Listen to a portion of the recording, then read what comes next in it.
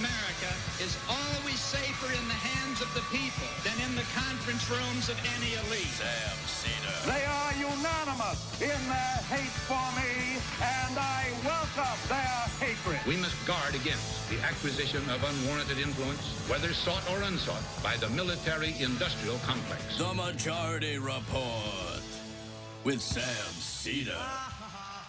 Ever get the feeling you've been cheated?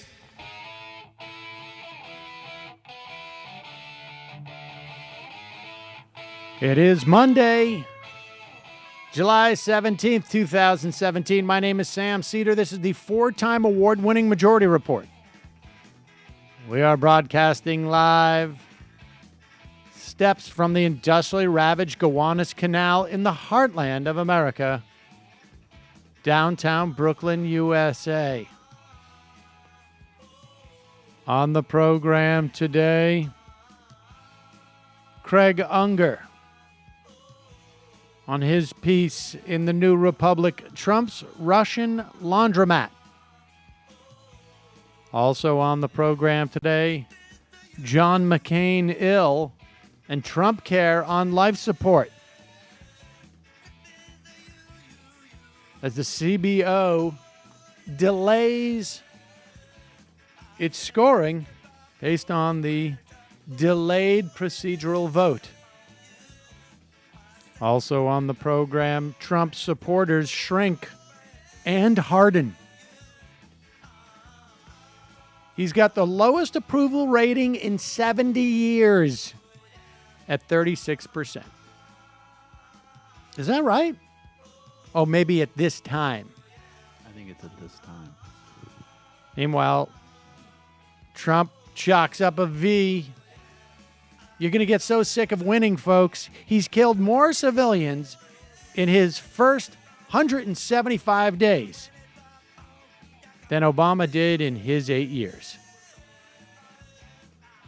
And the Trump administration waiting on a Hawaiian judge who has effectively limited his Muslim travel ban. And lastly, Trump gets credit for not stopping a high school robotic team from Afghanistan from attending a robotics competition. All that and more on today's Majority Report, ladies and gentlemen. Yeah, I mean, it's there's a little bit of more of the same quality that we have ongoing at this point, right? It's two stories.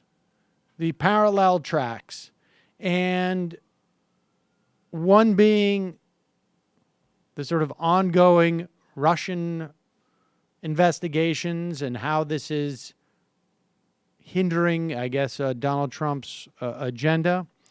And then the other is his and the Republican agenda, which is stalled now because John McCain apparently has had surgery for a blood clot behind his eye and had to have his cranium removed or something to that effect. I mean, it sounds like... Stop milking it, John.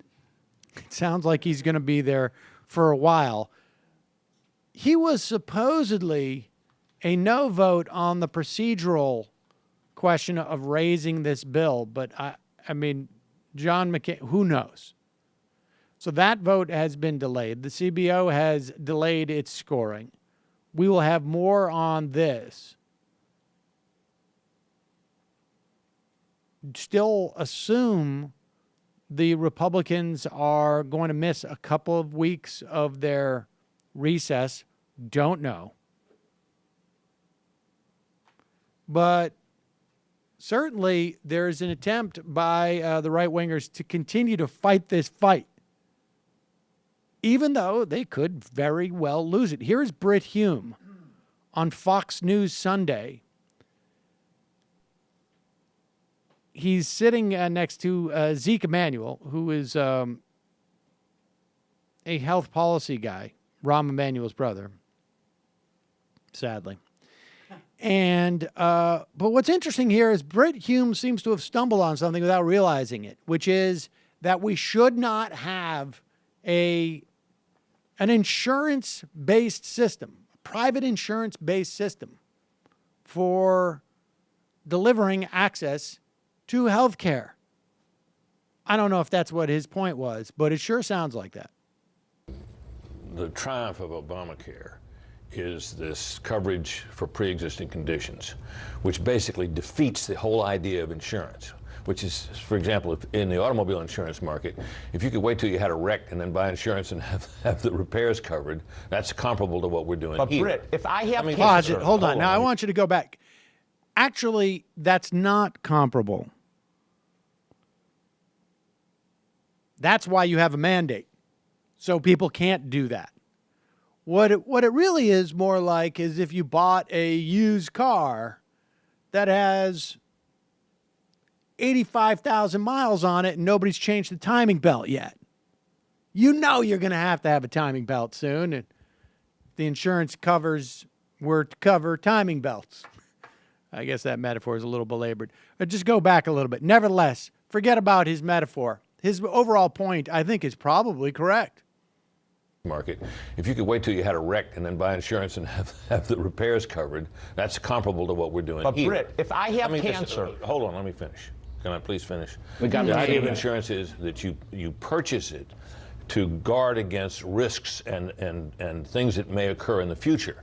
It's not that you purchase the coverage after you're already sick. But if so once that idea is gone, Obamacare is essential. It remains. You got 20 seconds. If I have cancer through no fault of my own, I didn't hit a car, I need to have insurance to cover me. This bill does nothing for those people. It only makes the price of their insurance ever higher.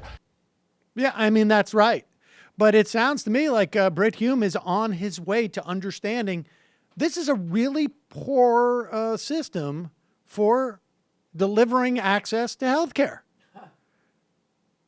I don't know. Maybe you tune in next Sunday and he's coming around to some type of like Medicare for all type of system, or, you know, you just basically just get a card in the mail and you go to your doctor with it.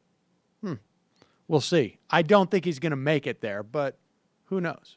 I was talking briefly with a friend of mine from college, and she's Pakistani, and she's she's progressive liberal, but she went to Harvard Business School. She works in the corporate sector, and she moved to London, and she definitely was saying that, like, just the experience of the NHS her politics were already on the left, but they're significantly, because she's just like, the idea that there are places where this isn't a universal system is just, it's so actionably obscene now because she experiences it every day. It's like not having basic and society. And the NHS actually goes even further than a Medicare for all type. Yeah. But I spent some time in Australia. I mean, this was now nearly 30 years ago, but I had ear problems. I couldn't hear out of one ear. And I would go see the doctor. It was $20. Just because everybody's covered. I didn't have a green card. It was just $20. And we're talking about UK and Australia. The example I always use too is like going to Trinidad, and they're like, "Oh yeah, if anything happens here, you're fine." It's like Trinidad, man. You know, it's not. It's a second world country. It's a small Caribbean. Oh yeah, you're covered. Folks, are you hiring? I don't know. I don't know if you are, but will you hire me? Honestly, I've been through this before, folks. Finding candidates for your job is a nightmare. But do you know where to post your job to find the best candidates? ZipRecruiter can post your job to 100+ job sites with just one click. And then they have technology that matches the right person to your job better than anyone else. That's why ZipRecruiter is different. Unlike other job sites, ZipRecruiter doesn't depend on candidates finding you. It finds them. In fact, 80% of jobs posted on ZipRecruiter get a qualified candidate in just 24 hours. This is my favorite part. You don't juggle emails. You don't have calls to your office. I mean, they wouldn't be able to call in my office. It would all be my cell phone. You screen, rate, and manage candidates all in one place with ZipRecruiter's easy-to-use dashboard. If I was hiring right now, all you'd hear is ring, ring, ring, ring, ring, ring, ring during the show.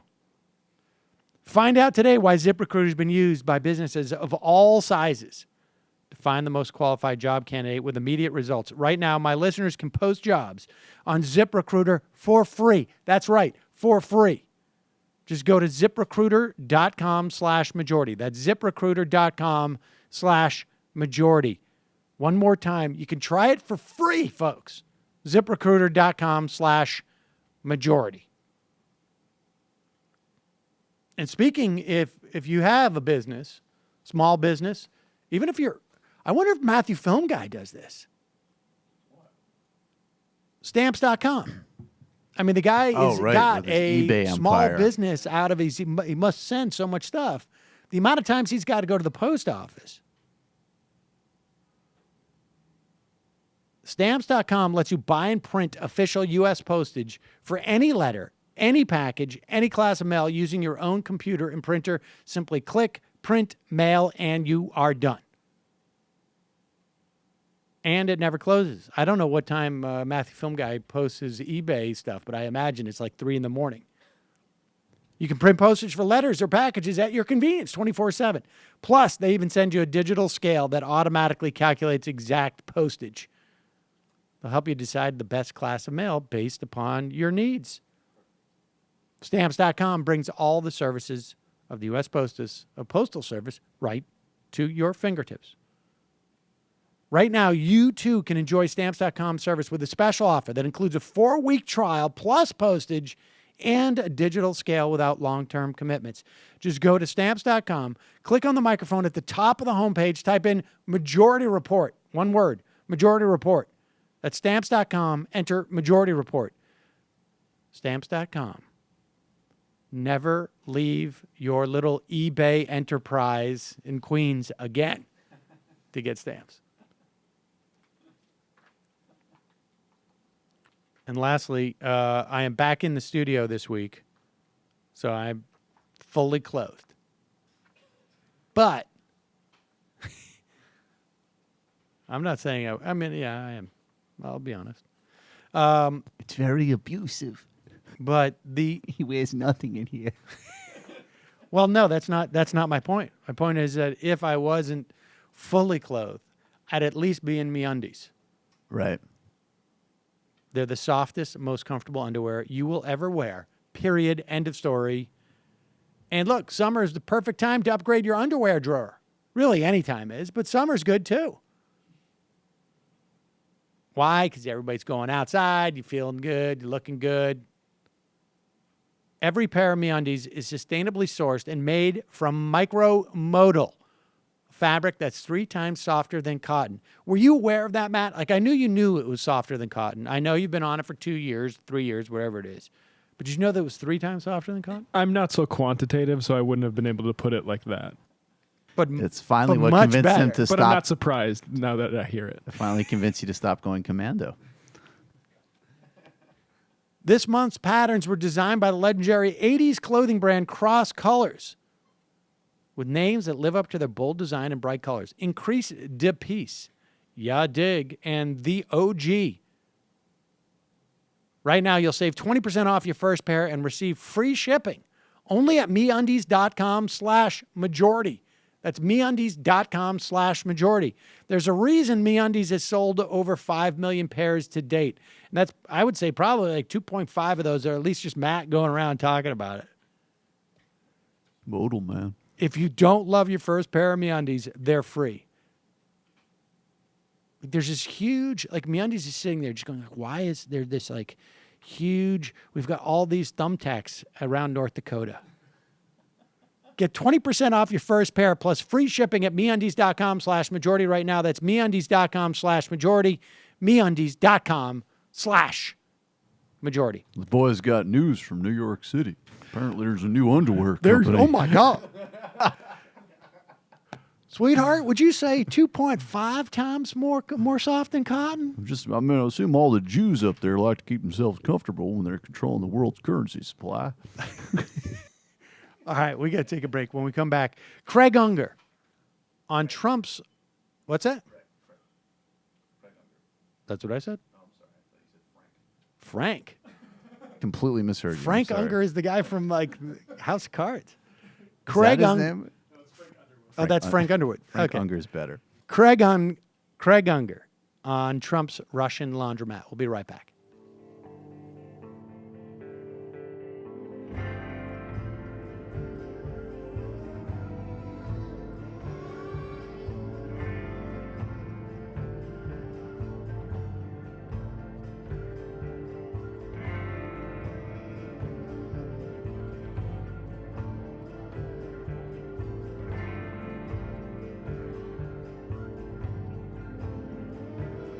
Two lines in the air, two eyes on the pair. May you stop her on an open sea.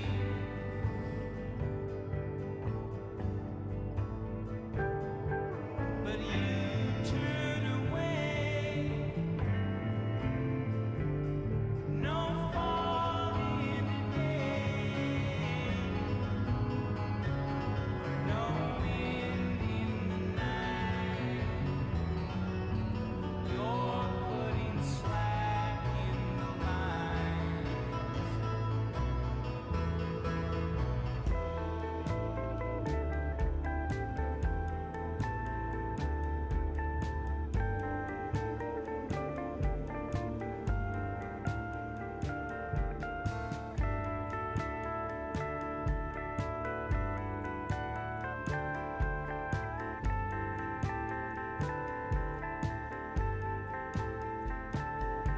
The eyes of the sea,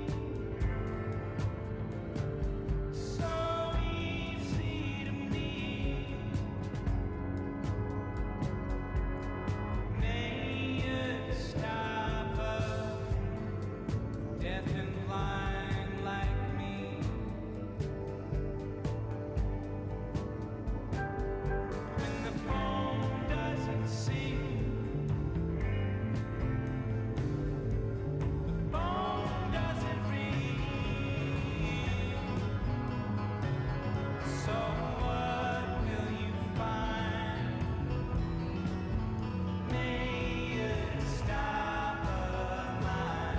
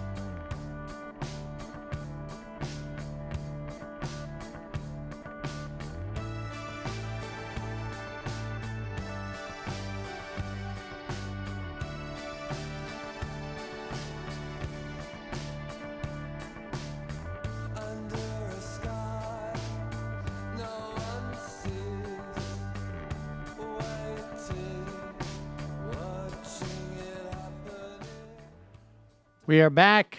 Sam Seder on the Majority Report. On the phone, it is a pleasure to welcome to the program contributing editor to Vanity Fair, author of House of Bush, House of Sod, which I think may be the last time we spoke, actually, and talking about his piece in the New Republic, Trump's Russian Laundromat, Craig Unger. Craig, welcome to the program. Thanks for having me, Sam. So, all right, Craig, let's start with just the in your piece, you outline the sort of the long-term relationship that Donald Trump has had, at the very least, to Russian money in terms of a number of his properties. But let's start first with this guy, Semyon Mogilevich. What can you tell us about him? Right. Semyon Mogilevich is the most powerful mobster in Russia, and he has been so for well over 30 years. He's worth about $8 billion. He's 5'6" and around 300 pounds, and he's enormously powerful. He does have a personal relationship with Vladimir Putin, and he's also, he has his fingers in many, many pies, but one thing he is extraordinarily highly regarded for is money laundering, and that's absolutely essential to Russia today. Russia has become a mafia state.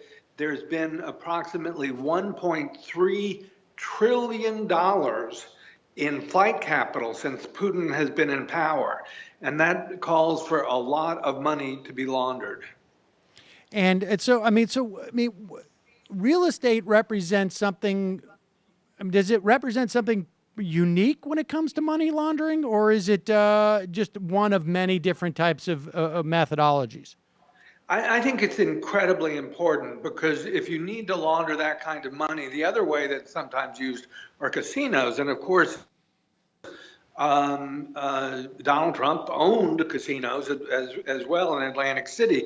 But anti-money laundering laws have a $10,000 limit, and when a transaction bigger than that takes place in casinos, it has to be reported to authorities. So to launder that extraordinarily vast amount of money would require sending hundreds of thousands of people to casinos. With real estate, starting in the 80s, and this was where Trump was very early. Trump Tower, which was built in 1983, was only the second building in New York City that allowed buyers to use shell companies like limited liability corporations that allow the buyer to remain anonymous and to shield his identity. Wow, I had no idea that why is that the case? I mean, was that just and now it seems to be sort of more common practice, right? But what led to that? Just that's what people came with money, wanted to hide themselves, or? Well, I would love to do more research and find out the answer to that question, but it opened an enormous gateway. And I talked to Jonathan Weiner, who was sort of the anti-money laundering czar during the Clinton era, and he said, well, that was the huge loophole that was never closed. And I live in New York here down in Tribeca, and you see these humongous 90-story buildings going up with apartments that sometimes go for $50, $60, $100 million for a single apartment, and they're sitting there empty. And and I'm sure there are Chinese and people from all over the world, but a huge portion of it goes to the Russians, especially when it comes to Trump buildings. All right, so let's go and talk about this guy, Edward Nektolov. And what is his relationship to Trump? Well, he lived in Trump World Towers, which is at 845 UN Plaza. It's a building right next to the United Nations. I was going to say it's 90 stories, but Trump always exaggerates the number of stories. I think it's actually 72 stories, but Nektolov lived on the 79th floor, just as Trump lives on the 68th floor of a 58-story building. And Nektolov, I was trying to, I spent most of the article focusing just on Trump Tower. That was the crown jewel of Trump's empire. It's where he still lives. But I decided to look into another building because Trump, and the first person I looked at was Nektalov, and when I Googled his name, the first thing that came up was that he had been indicted for money laundering.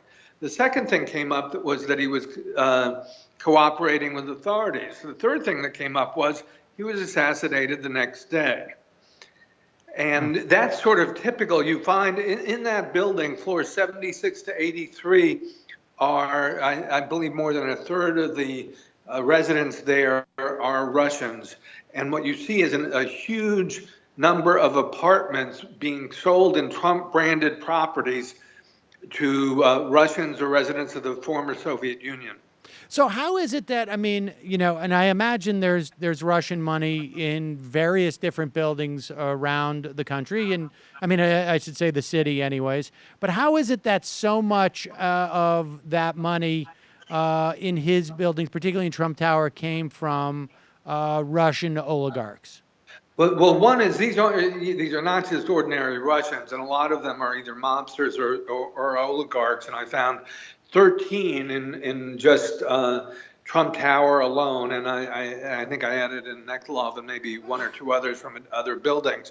But I'm reasonably sure this is the tip of the iceberg, and part of it is that so many units there are owned by shell companies where it's impossible, for me at least, for ordinary reporters to penetrate those shell companies and find out who is the real owner of it. So in a lot of ways, I'm thinking and frankly hoping that that's something Robert Mueller goes after, because you need subpoena power to find out the answer there. If you look at the Trump buildings in Sunny Isles, Florida, or in Panama City, Panama, where you wouldn't necessarily expect lots of Russians to hang out, many units there are really owned by Russians. And this, I mean, when you look at the whole pattern, what you see is Donald Trump would never become president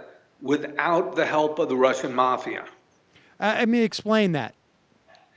Well, the money comes from two sources. One is, I mean, I go back to 1984. I tried to ask the question was that if Trump was compromised by Russia, when and how did that happen? And in 1984, a guy named David Bogadin came over from Russia and met with Trump, and he sat down and didn't buy just one condo or two, he bought 5. And the state attorney general later ruled that that transaction was to launder money. He had ties to Mogilevich. So here you see that to me, that was the first tie where it appeared that Trump was laundering money for people tied to the Russian mafia.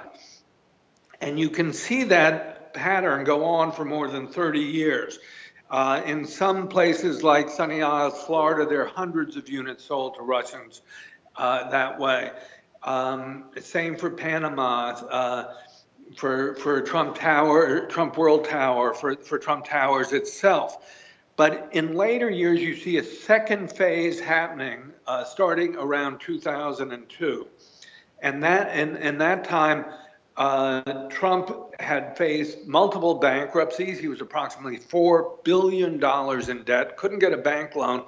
And then the Russians came to his aid again and started financing his properties. And it's not your contention in the piece that Trump was, I mean, there's no evidence, let's say, of him knowing, right, that he was money laundering. There's no evidence that it's just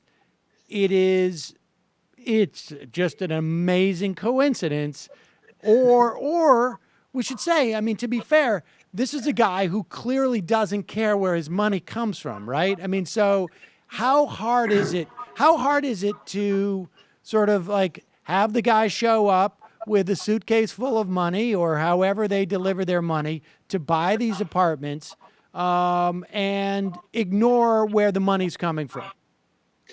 Well, you know, it's very hard to prove that Trump is knowledgeable. Trying to prove it about anyone, much less Trump, that they know certain facts, unless you maybe have emails or certain documentation, or subpoena power where you can really cross-examine them and play one witness off another. So no, I don't have that smoking gun. At the same time, the number of coincidences just defy imagination. I mean, what was, my methodology in this was, I got a database of all the people who lived in Trump Tower, and every time I saw a Russian name, I started to Google it. And what was extraordinary was the number of times major figures in organized crime like Mogilevich came up. You had a gambling ring based in Trump Tower that was busted in 2013, I believe. And you just have one major fiasco after another like that. So it's hard to believe this is just a coincidence. All right. So what is the most striking relationship as far as you can tell? Well, I think the long-standing relationship is between people tied to Mogilevich and Trump. And I think what was the other extraordinary development started around 2002. And when that happened, a company called Bayrock started leasing space in Trump Tower itself. This is a real estate development company, and it too is tied to the mob. And you have Felix Seder, who's been written about a bit lately, as the managing director, and his father was a member of the Mogilevich gang. And so this was a very different phase in which it wasn't just a matter of Russians buying a $2 million condo here or a $5 million condo there. They put up about $1 billion to finance Trump projects. And the new paradigm was Trump was bankrupt. He couldn't get a bank loan anywhere to save his life. And the Russians said, okay, well, we'll put up $1 billion. You don't put up a dime. And we will give you 18% of the profits so long as we can license your name. And that was the new paradigm for Trump. That was the new model. And there are now over 30 Trump towers all over the world, from Baku to Panama City, Toronto, and Florida, New York, everywhere. So let's talk a little bit about Felix Sater. I mean, he is... as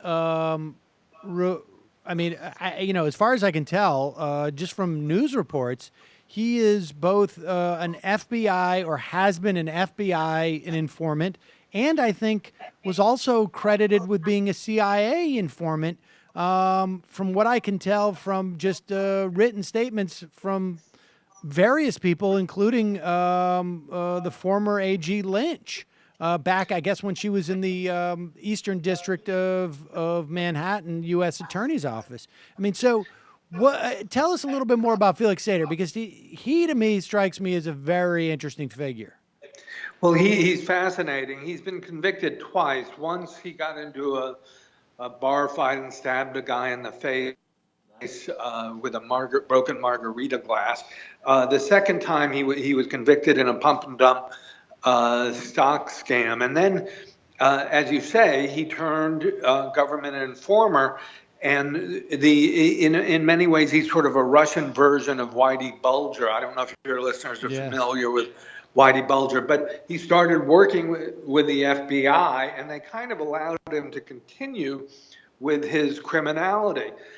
And in this case, with Bayrock, Sater was at Bayrock, and Bayrock appears to, there's certainly charges in court that it was largely a massive money laundering operation. One of the interesting questions you have to ask is how knowledgeable was Donald Trump on this? Because if he was knowledgeable, if that could be proven in court, then presumably he would be in legal jeopardy with regard to racketeering, bank fraud, money laundering, and so forth. So if and Sater was at one time a special advisor to Donald Trump. He was. He had a business card that said, I think his title was senior advisor, and the phone number on it, I'm told, was the phone number for the general counsel of the Trump organization. And so, I mean, if Felix Sater is an informant for the FBI, like what was he informing them about? I mean, I'm just curious, like at what point is he, he has this relationship with Donald Trump, and at that time he's also an FBI informant. I mean, what are they getting information from this guy from? Well, there were, I think with regard to the FBI and CIA, there was a lot of stuff with regard to foreign policy. Sater's value increased dramatically after 9/11. And I believe he helped inform about arms dealing and the sale of Stinger missiles in Afghanistan. But I think he raises some very, very interesting questions. And one of the central points here I don't want to be overlooked is that the Russian mafia, when people hear the word mafia, I think they think of The Sopranos and The Godfather and that sort of thing. The Russian mafia is very, very different. It's an adjunct to Russian intelligence. And I think what Vladimir Putin has done that's extraordinary, and a lot of Americans don't realize, is he's created a mafia state. And that means he's weaponized the Russian mafia to use it as a powerful geopolitical weapon. And so in a way that when you see how much Trump is indebted to the Russian mafia, and you realize he's president of the United States, is beholden to the Russian mafia, that he would not be in the White House. He was washed up. He was $4 billion in debt when they came to his rescue. So that is the scary thing to me, that the president of the United States is completely indebted to the Russian mafia, and that's an adjunct of Vladimir Putin and Russian intelligence. When you talk about Seder as being a Whitey Bulger character, and just to tell people, Whitey Bulger was I guess, an organized crime figure in Boston. Really, I mean, big during the 70s and into the 80s. His brother was actually the Speaker of the president of the Senate, the Massachusetts Senate. And what was going on is the FBI was letting him kill people in addition to other crimes. And it was really sort of like there was a big fight between the Stadies in Massachusetts and the FBI. Well, so who does he, in this, if this is the analogy, who does Seder have this relationship with in New York? Is it the New York FBI office, A, and B, if this guy is a special advisor to Donald Trump, I mean, what does the FBI know about Donald Trump? Well, I'm talking prior I would raise to. it even further and ask what do the Russians know about Trump as well? If you go to the Christopher Steele dossier, to me the most puzzling allegation in that dossier, the one that really kind of blew my mind, was one that said Trump was passing intelligence to Vladimir Putin. And that didn't make any sense to me, because to be a spy, you're supposed to be fairly disciplined and be able to compartmentalize stuff. And I think Trump is, whatever he is, he kind of is a little too spontaneous for that. But I realized at a certain point that Bayrock was actually located in Trump Towers. They were selling hundreds and hundreds of condos. And what is truly important to Vladimir Putin is keeping tabs on the oligarchs. They are absolutely crucial to him maintaining power. And if Bayrock was selling condos to them, then they would have access to all that information and be able to transfer it to Putin. I mean, it's really like having a Russian spy nest in the home of the President of the United States.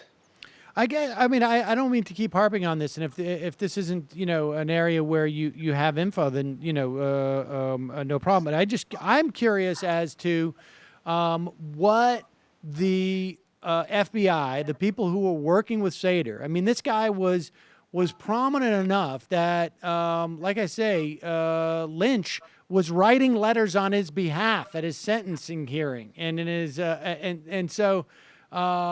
I'm just curious as to if this guy was an asset, was Donald Trump an asset? And maybe knowingly or unknowingly? I mean, like, what do you have any sense of what the FBI? I'm talking prior to even the campaign.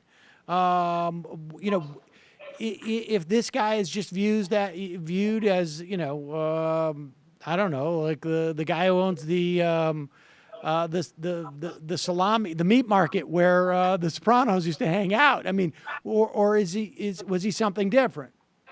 Well, there are questions there I don't know the answer to, and they're the subject of very intensive litigation. There have been internal battles within Bayrock, and two attorneys, Frederick Oberlander and Richard Lerner, have sued to get Seder's files unsealed. And so far, I just don't have all the answers to those questions. They're intriguing questions, and I wish I could get to the bottom of it, but I have not yet. Interesting. And so, I mean, just give us a sense of, like, in terms of laundering money, how does it work with? I mean, they buy the real estate. Why is that a more effective means of laundering than, let's say, I mean, I guess buying a car, you're just not going to be able to move as much money. But what happens to that money once they buy it? Do they just turn around and sell the apartments? Or they wait? Or is it like putting it in a bank? I mean, what? Well, it's a hugely effective way of moving huge amounts of money. That is, the two most powerful ways of laundering money tend to be casinos and real estate. But with casinos, you have a limit of $10,000 Right. above which the casino has to report to authorities that there's been a transaction of over $10,000. With real estate, there's almost no regulations whatsoever, and that is, if you pay cash, essentially there are no hurdles to overcome. And you can spend $2 million, $5 million, $10 million on an apartment, and then through a shell company, if you have a shell company and I have a shell company, we could sell it, the same apartment, back and forth multiple times per year, laundering, I don't know, $2 or $5 million each time. Also, if you think about it, Trump has many thousands of units. There are over 30 Trump towers. There are roughly 300 units in each one. So you can launder huge amounts of money. Wow. Craig Unger, the piece is Trump's Russian Laundromat. We will put a link to it at majority.fm. Thanks so much for your time today. Thank you. Appreciate it. All right, folks. I mean, it's an interesting sort of fact that to flesh out a little bit. To Russians. So he sold condos to Russians. And I guess if you and Greg and everyone else there gets their wish, we'll have war with Russia. And that's great. That way, Robbie Mook doesn't need to take accountability. Meanwhile, Democrats can't get their message straight, and they're killing single payer in California. But I guess you and Michael and Matt and everyone else, y'all just pat yourselves on the back for more Russia bashing. New Cold War on wannabe MSNBC. I don't think I'm bashing Russia to say they're very entrepreneurial with the way that they buy all these apartments. I mean, I am just fascinated by this connection because it seems to me, I mean, this is, I think, to the extent that there's intrigue around the Trump Inc., I suspect much of it starts here, and maybe some of it even ends here. Although I'm pretty convinced there is a P tape too. It does start to. I think it actually was Malcolm Nance who made this point, and I do have some hesitation to cite him, but he had a great point that that whole Steele memo, which we don't know, obviously isn't substantiated, but the really, that memo basically says that Trump is like a personally compromised asset of a foreign government, right? And his and Nance is like the least upset, like the part of that memo, other than it being embarrassing, that Trump should be denying most vigorously is that, like, not that he got peed on. Right. Like there's slightly more important accusations in that document than whatever his gross sexual habits might be. I mean, I can see, just broadly speaking from a political standpoint, you do that because, and particularly, I mean, look, you also got to say he's a guy who got on a stage and argued that he had no problems in terms of his penis size. Did not have any problems there. So it's not like that would be out of character for him to focus on that. I loved little Marco holding his hands up. That was Marco's greatest moment in public life. And then he just completely wimped out on it. Well, he started that's why they call him Little Marco. Oh, God, he's such a punk. Folks, we're going to take a quick break. When we come back, we'll be talking more about healthcare, including Mike Pence gave a speech wherein he showed that he's perfectly capable of lying in regards to the healthcare bill. Susan Collins is really trying to sound reasonable on this, trying to figure out how can I. Boy, the so-called moderates just really would love to leave town. And then you're going to love Jay Sekulow. Sekulow, I think, yeah. I think in Collins' case, I don't know. I don't know what her dynamics are in Maine, so maybe there's something I don't know about, but she really should just become an independent. I think caucus she's with Democrats. She's basically a right. I mean, and that's not complimentary of Democrats. I think she's terrible, but it would be a safer position probably for her to be in. Although, yeah, because she doesn't. I will tell you she this: can skip a primary. If yes, I mean if you could make that pitch to two Republicans, right? I suspect if there was a way to do that, I mean, it's not inconceivable. I mean, people forget that type of intrigue goes on all the time. During the Bush years, John McCain was about to flip at one point. I mean, he wanted to be John Kerry's running mate.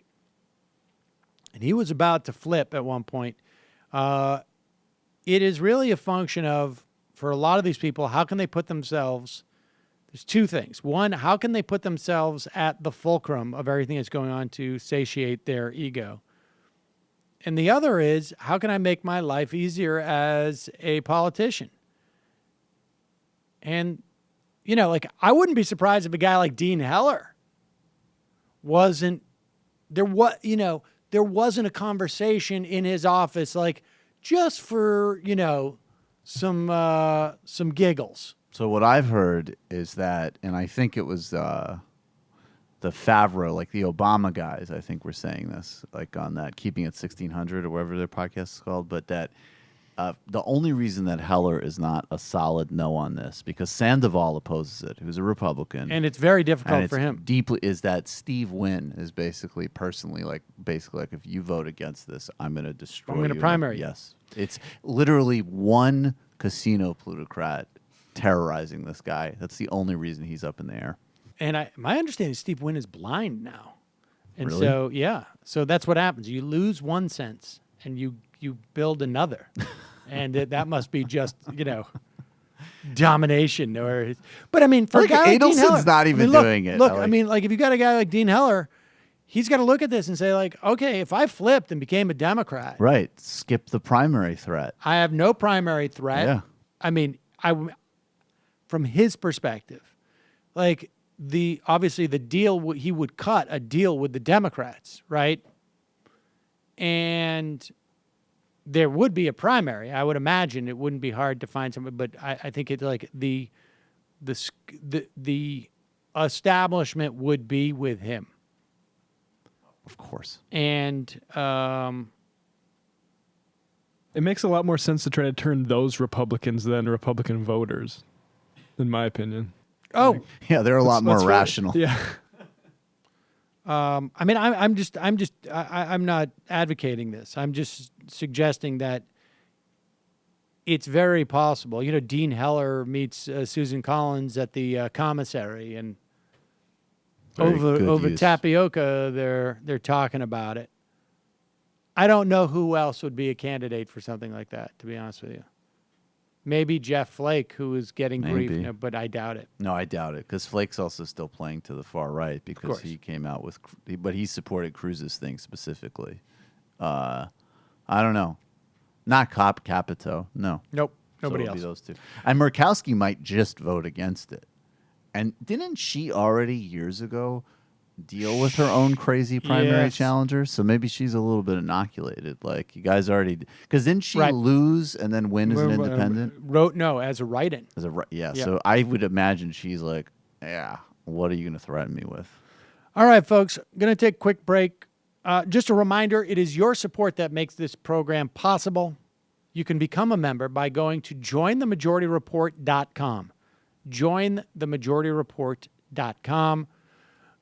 We are constantly building and scheming, devising, when we're not assassinating.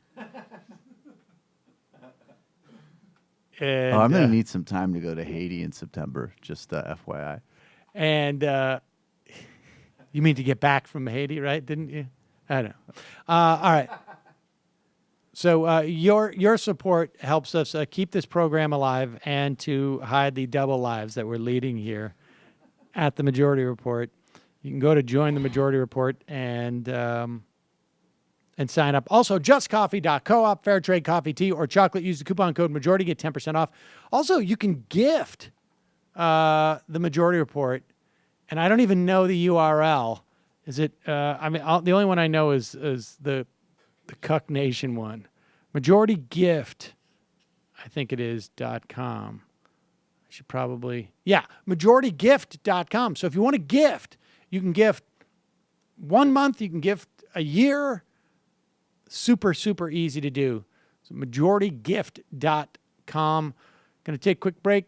646-257-3920, 646-257-3920. We're going to open up a line for libertarians and for people who are upset that we talked about the history of money laundering that's taken place at Trump Towers because of the World War II that we'll be starting. 3. Maybe we'll go back to World War II. I could see some callers in that vein thinking that we're about to have World War II. There you go. All right, quick break. We'll be right back.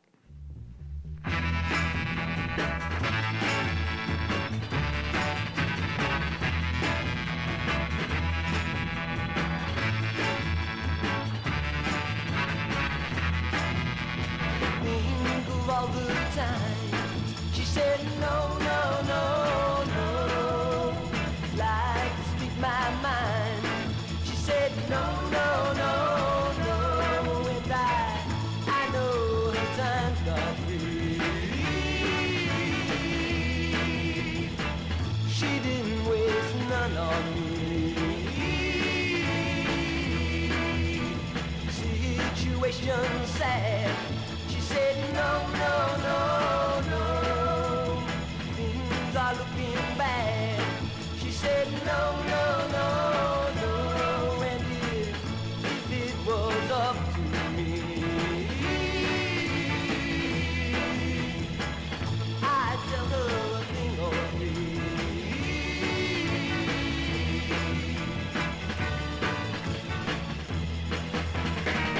Every time I see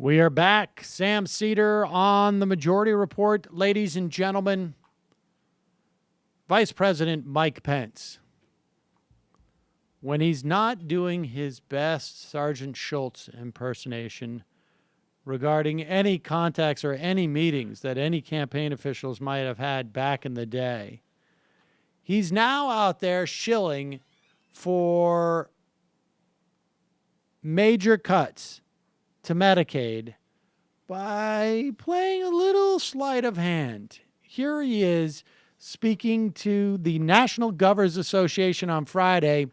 And understand, most of these governors know he's full of crap, but he's basically just telling them, like, you'll be out of office before this is a problem, maybe. Good. So let me be clear. President Trump and I believe the Senate health care bill strengthens and secures Medicaid for the neediest in our society. And this bill puts this vital American program on a path to long-term sustainability. Under the Senate health care bill, federal Medicaid spending will be $300 to $500 billion higher over the next decade relative to current amounts, ensuring that our states have the ability to provide for the most vulnerable and give them the care that they're counting on. All right. So here is the little game they play. Okay? And the game is this. The game is we're going to pretend that there's no inflation at all in the cost of health care. And we're going to pretend that the American population is completely static. And so I can go out there and say, we're not talking about cuts. We're talking about just slowing growth. And when that doesn't work, I can say, we're actually going to be paying out $200 to $300 billion more over the course of the next 10 years. But the fact is, when we're talking about a program that covers nearly 75 million people,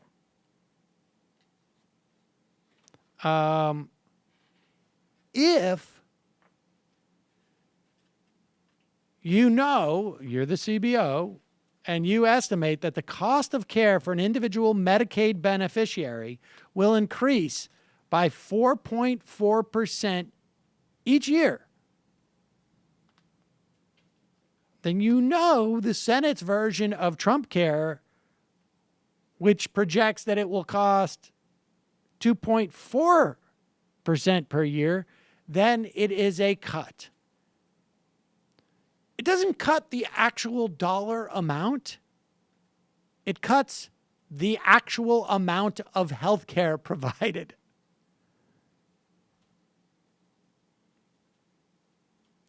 And relative to where Medicaid would be by 2036, you're talking about a cut of over 30%, more than a third. More than a third. So Mike Pence is lying, essentially. It is a fact, and you will not deny it. There you go. It is a fact, and you will not deny it. Let's go to the IMs. Bush and Chains. Long time, no roster. Apparently, he was around here June 5th. So yeah, I was hosting. I think maybe he only tunes in on Mondays. The Clinton extermination team still hard at work. For those who know too much, Zero Hedge. Haiti official exposed Clinton Foundation found dead. Keep voting. MR cash out. Money, money, dump truck, fast cash, anodyne, pink card, etc. Oh, that is I think, wait a second. Why do I have all these advertisements? Oh, my God. I got all these. Did we get spammed? Yeah. It's probably the Russians. Make it a little bit difficult, Majority Report. There's only one Seder I like. Wow. And it's Russian. I kid you not. Are you serious? Yeah. I think it is. Wow. Interesting. That's strange. They have such a good anthem. Jesus. Hold on. It's I'm going such through. a good anthem. We got man. so many of these things. This is China. I want to start pulling sound from Sabian Magalovic. I was watching a documentary on him. He's sort of awesome. All right, Ivana Tinkle. Two things. Is the U.S. not one of the most capitalist countries in the world in terms of having democracy and being sovereign? Would you agree that our country is very socialistic in terms of corporations and the only actual capitalism is being used as anyone not rich? I'm not sure what you're saying,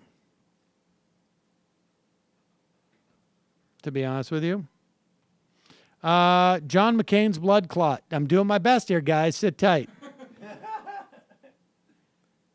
Mandalonia Twitter. Tim Black blocked me because I suggested that Sammy killed Hillary's latest victim, but he never picked up on my changing my name to Tim Killed Seth or Tim Black is whack. Gorka himself has liked nearly a dozen of my sarcastic tweets and just responded to one, looking for suggestions on what to change my name to when he quote tweets or RTweets, leaning towards Holocaust was a farce. Tim Black, yes, that's good. Staten Island Mike, satisfaction of hearing Sam say, I only know the Cuck Nation one. It was a great way to start the week. Secret identity politics. Didn't we all kill Seth Rich in a way? A new human. One key benefit of universal health care is rarely mentioned, the virtual elimination of car analogies. Anthony from Baltimore just got back from a week at the beach and I caught up with some MR updates. Looked like I missed some notable events. One question. Is there a way to join trademark bullshit at the Sam Seder membership level? Would that entitle me to 10% of Michael's revenue? But seriously, I look forward to the Michael Brooks show. The trailer was effing hilarious. Cheers. Joseph Ballin. CNN hired Al-Qaeda propagandists for their Syria documentary. CNN is very fake news. Max from Maryland gets Sophia Jeopardize on to talk about the libertarian nightmare U.S. NGOs have inflicted on the country of Georgia. That sounds interesting. Sophia Jeopardize. Can you do the Majority Reporter's email, please? Yeah, send that to majorityreporters@gmail.com. The best anthem in the world is Brazil's anthem. Let's go to the phones. You're calling from a 651 area code. Who's this? Where are you calling from? Hey, Sam. This is Sam in Minnesota. Hey, Sam. What's on your mind? Well, hey, I just wanted to say that was really brave of you to bring on Craig Unger to talk about that Russian money launderer that you murdered. And I did want to, I have a special announcement to make today too. I'm launching a new podcast on the Jimmy Dore Network. We're going to call it Schrodinger's Revolution, and we're going to take a deep dive into videos of cops dumping handicapped people out of their wheelchairs, and we're going to ask the question, is that the revolution? We're going to talk about dumping 23 million people off of healthcare, and really ask the question, is that the revolution? I think it's interesting to revisit what is the exact plan of the dumb left, if you will, to actually going about the revolution that was talked about for so long, and to take another look at how to implement policies that will actually benefit people. Because in the end, sorry to ramble, in the end, it's about the people. And I guess that thing that you said last week about, I think you were talking to Greg, sorry to bring that up,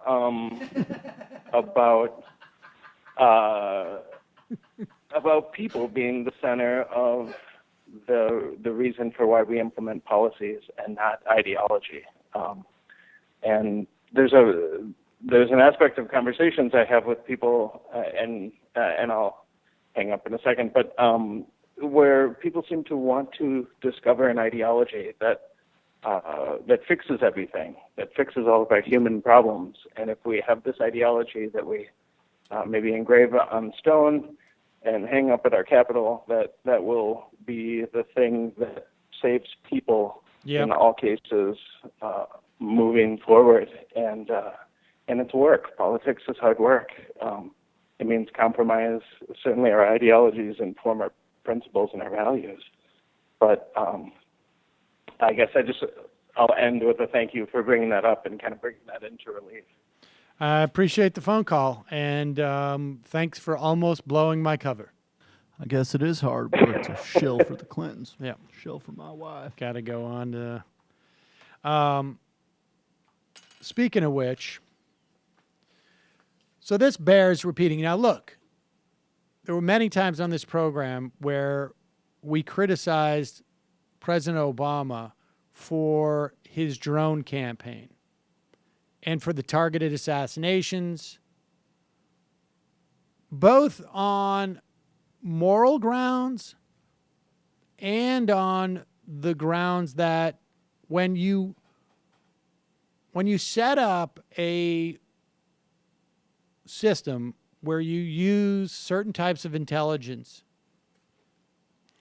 that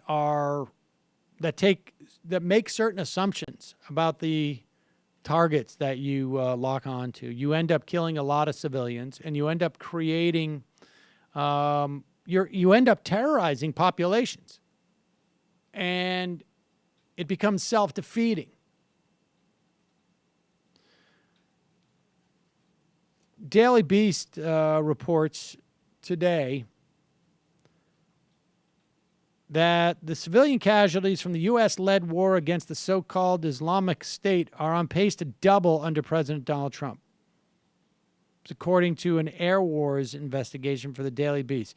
Air Wars researchers estimate that at least 2,300 civilians died from coalition strikes overseen by the Obama White House, roughly 80 a month in Iraq and Syria. As of July 13th, more than 2,200 additional civilians appeared to have been killed by coalition raids since Trump was inaugurated. So basically, Donald Trump has killed more people in that specific region than Obama did in the entire time he was president. And there's plenty of reason to believe that this dynamic is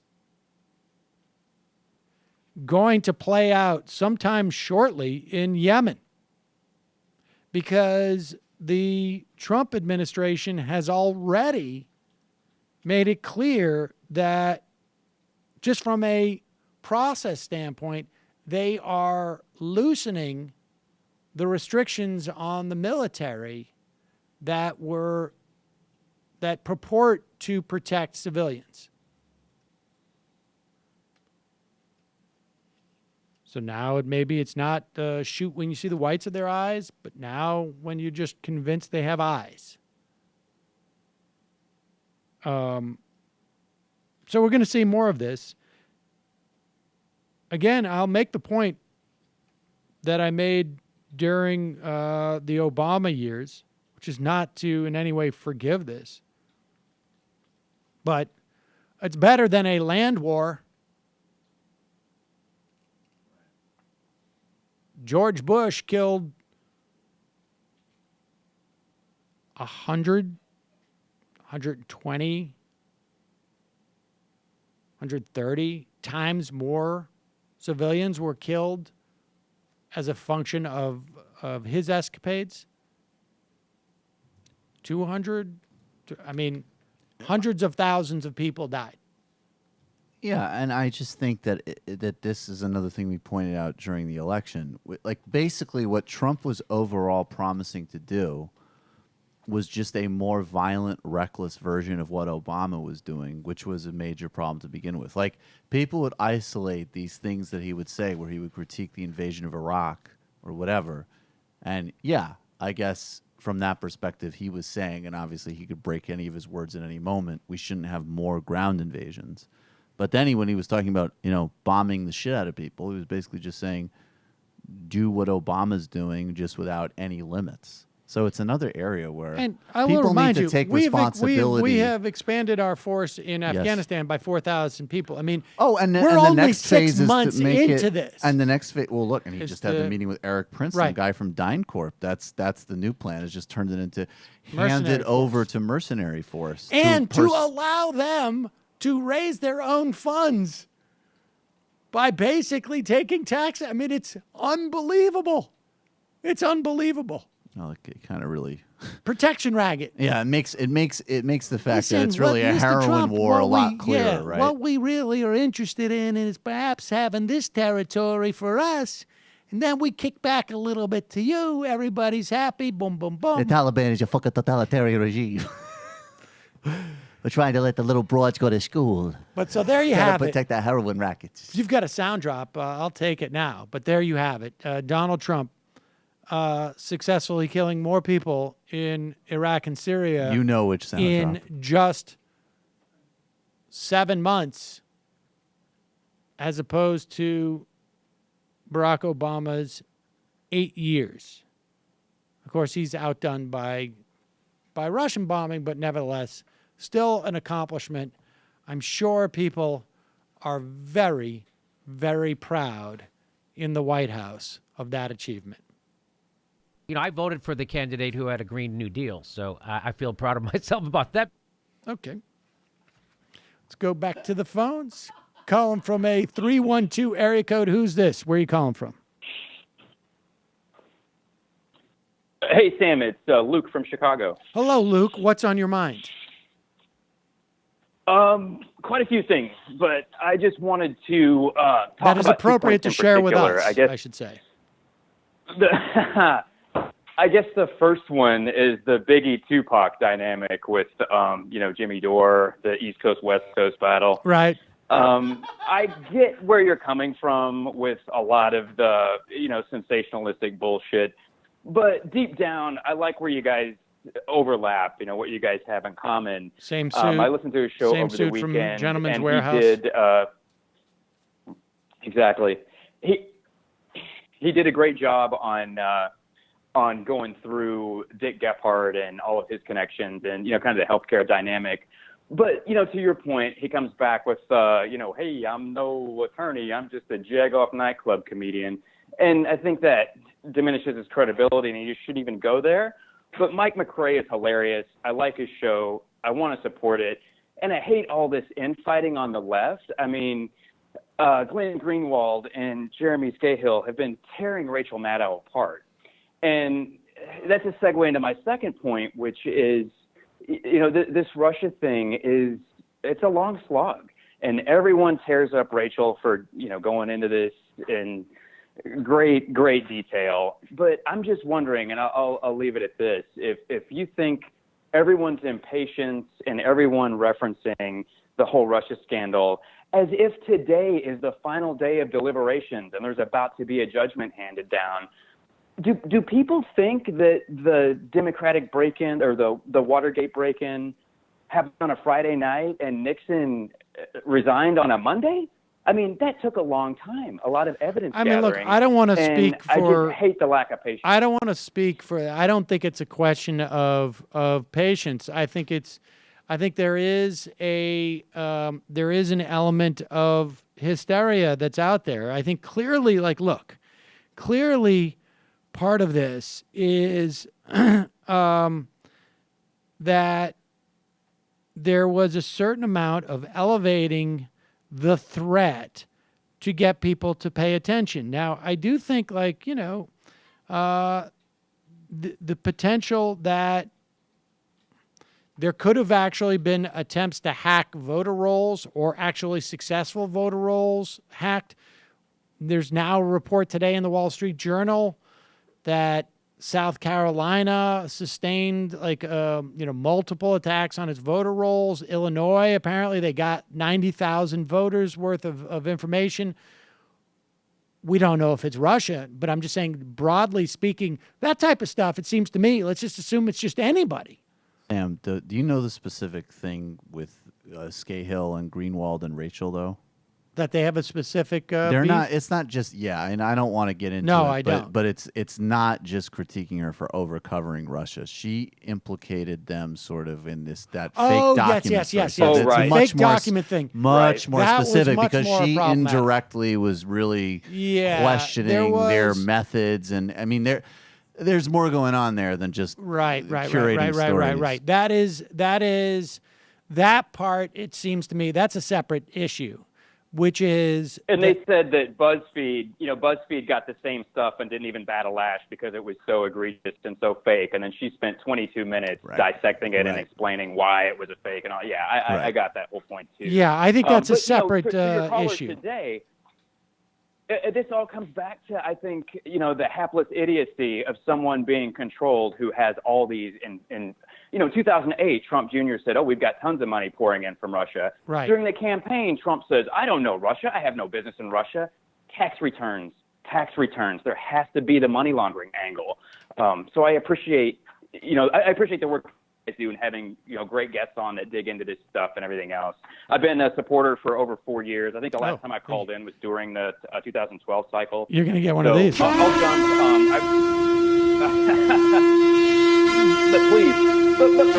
But please, rather than focusing on what you and Jimmy disagree with, try to focus on what you guys do agree with, and on the left, let's all try to push together. I just think there's not enough difference between Republicans and Democrats anymore, and we really have to find. You could do a lot to unite the left by joining the Michael Brooks Show. Boom. You know what? Okay, so 2 questions. Are you leaving, Michael? No, I'm not Are leaving. you leaving? No, all of the above. Okay, awesome. I'll support you then. And, Michael's got a little and where's project, Kelly? Did Michael mansplain Kelly away, or is she just No, on vacation? Kelly is on vacation. Right-wing Mandela did. Kelly is still on how you use the board. protracted working vacation. She's out of town. Gotcha. She's out of town. All right. Well, bring old Dirtball Bender in for a guest appearance or something. Maybe we should do that. I will bring Dirtball. appreciate I the have, call. but he's going to be on the new show. And I'm going to start calling him that. Also, sir, for your other question, I'll just speak on behalf of Sam. No. He will not stop criticizing Jimmy Dore. Oh yeah, no. I'm sorry, I forgot what the question was. No, it's weird. Like the callers though, they kind of make us talk about it by calling in and say, "Hey, you agree with me?" Yeah, I mean, you gotta let me just have a little bit of a drop. I mean, that's sort of like now please clap. I mean, I'm not still talking about. No one is better on the foreign policy than Jimmy Dore. Calling from a 574 area code. Who's this? Where are you calling from? Policy master. Hey, it's some Gizmo. Some Gizmo from the South Bend area. What is on your mind that is relevant thanks for reading to what my we're talking IM. Oh, my pleasure. Okay, it's about it was the Twin Peaks / voter or whatever thing.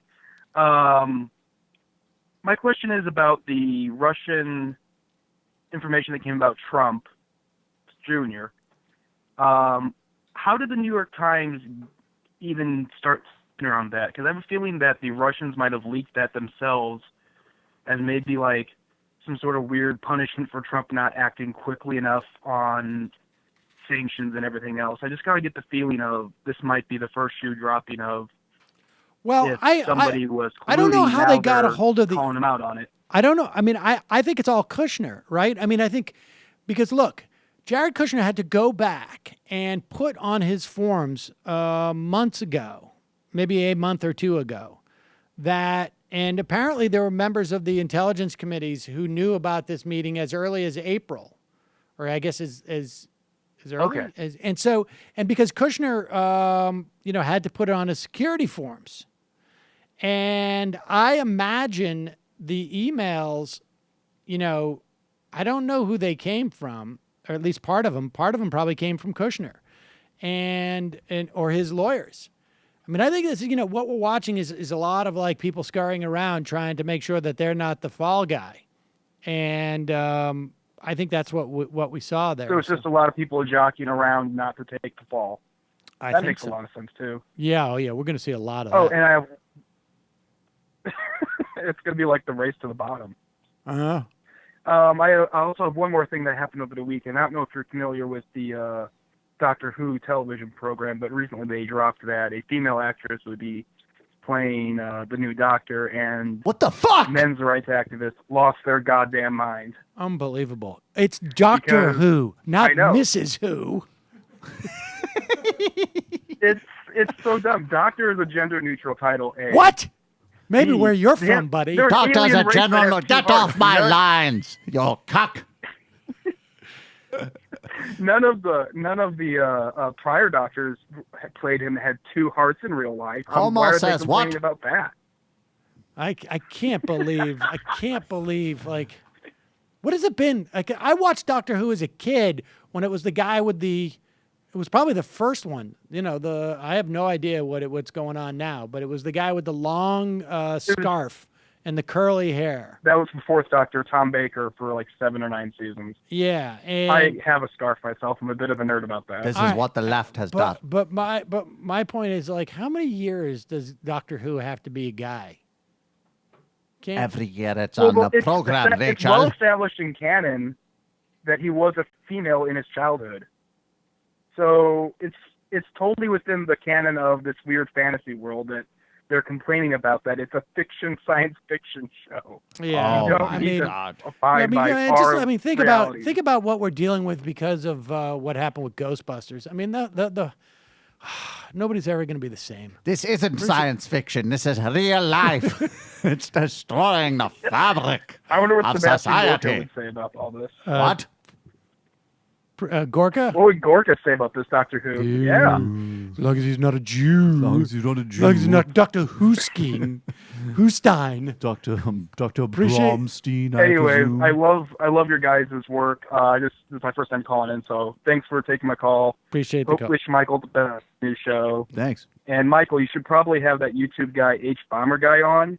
Oh, You yes, could definitely. wax about Sargon. Yes, I've been in touch. Yeah, he's really smart. I have a feeling you guys would be best friends. Yes, very smart guy. Appreciate the call. All right. Well, thanks for taking the call. Have fun. Bye. Bye. Speaking of YouTubers, ladies and gentlemen, I am sure that you're aware of the nexus between YouTubers and Antifa. And here is Jesse Waters, I guess, unknowingly stumbling in Waters' world. This is what an Antifa person is. In Waters' world, it is a YouTuber. What's the guy's name? BG Cumby. BG Cumby. This is the only Antifa person they could get was BG Cumby. Here's Waters really letting them have it. But why can't you guys peacefully protest like Gandhi or Martin Luther King? You see, we do peacefully protest. In the case of Martin Luther King, Not from what I see on the video, but go ahead. when they were attacked, they certainly defended themselves. When Martin Luther King was shot and assassinated, he Well, I'm not comparing you to Martin Luther King. I was just saying maybe you should try to adopt some of their tactics. What is your goal, your bottom line goal? Our goal, I like to keep it plain and simple. I like to say we want to smash the fash. And So violence by is that your I mean goal. all types of fascism, racism. Okay, who's the fascist? Mainly these right-wingers who attack us. They are all over the internet these days, and they've been emboldened by this administration to show their faces in real life Okay, and come so, attack us. so you guys and are like call a out- self-defense group. Is that what you're Yes. saying? Okay, got it. We are a self-defense group. Who if we did are you attacked. vote for in the election? I voted for Hillary Clinton. Okay, I'm sure she's proud to have you as a supporter. Well, I picture don't know of if the Marx Secret Service behind is him, over watching. his Maybe shoulder. they should take a closer look at you, Kevin. I appreciate you wanted to coming vote- in to Waters I wanted to World. vote for Bernie Sanders, Yeah. but the The nomination was stolen from him, but I just could not let Trump take the presidency. You understand? Okay, well, you know what? There you go. And this guy, Kevin, I think is the name he was going by there, actually turns out to be this guy, this YouTube guy who, and this was, when was this? A couple of weeks ago? June 15th, when he decided to become Antifa. Here he is. He's been in the Antifa movement for 2 weeks now? No, or like 4 weeks, about a month. And here he is announcing that he was joining that movement. And then Fox had him on very quickly.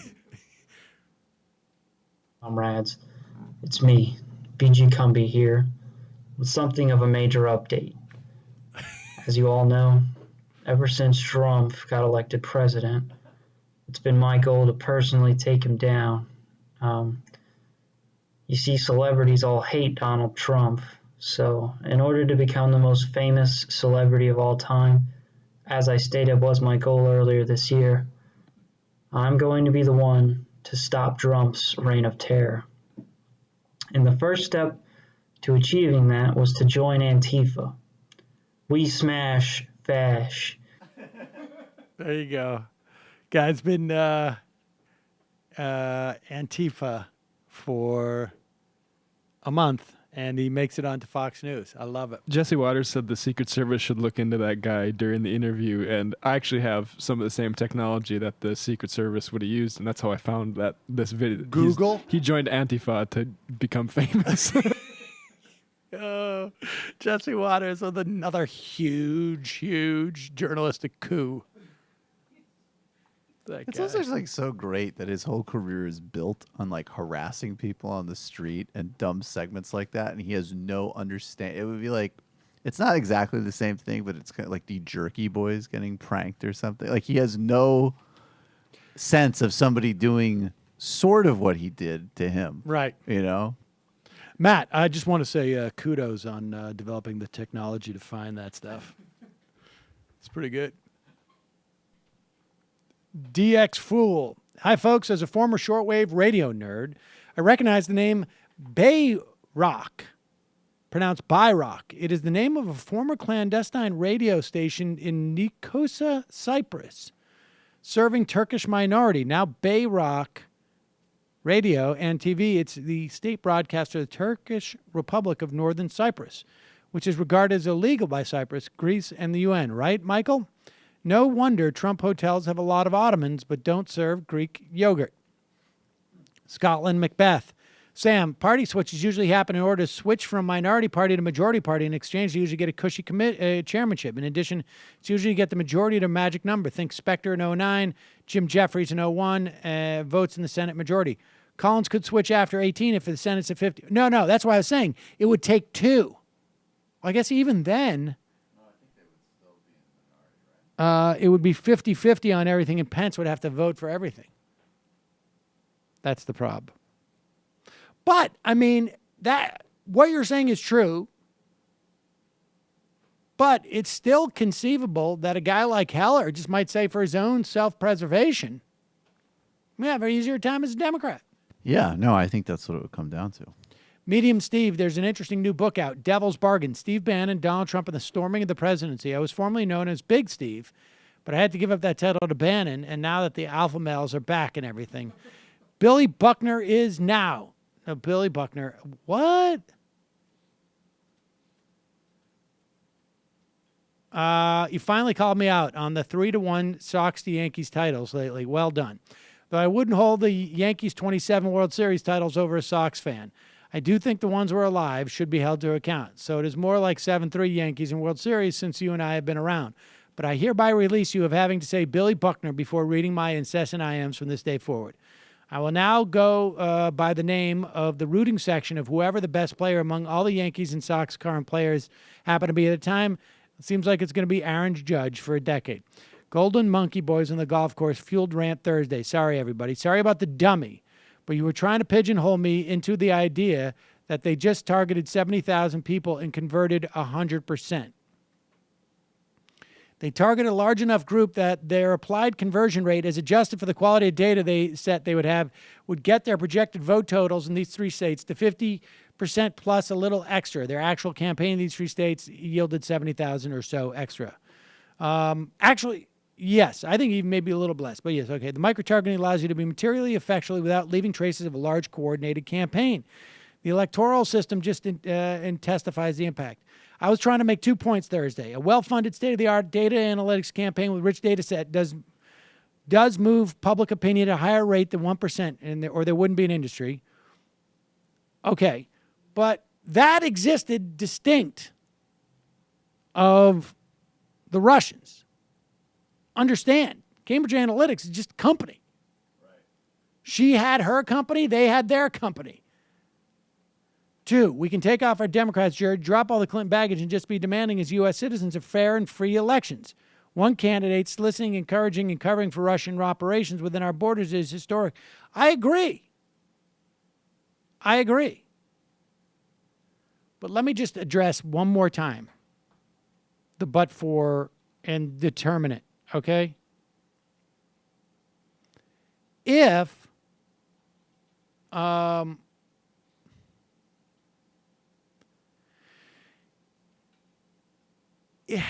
trying to think of what the analogy is, but if I create something that is, I mean, the point is that if you have a campaign, I mean, you're saying that they knew that they needed to be just a little materially, marginally micro-targeting effective, okay?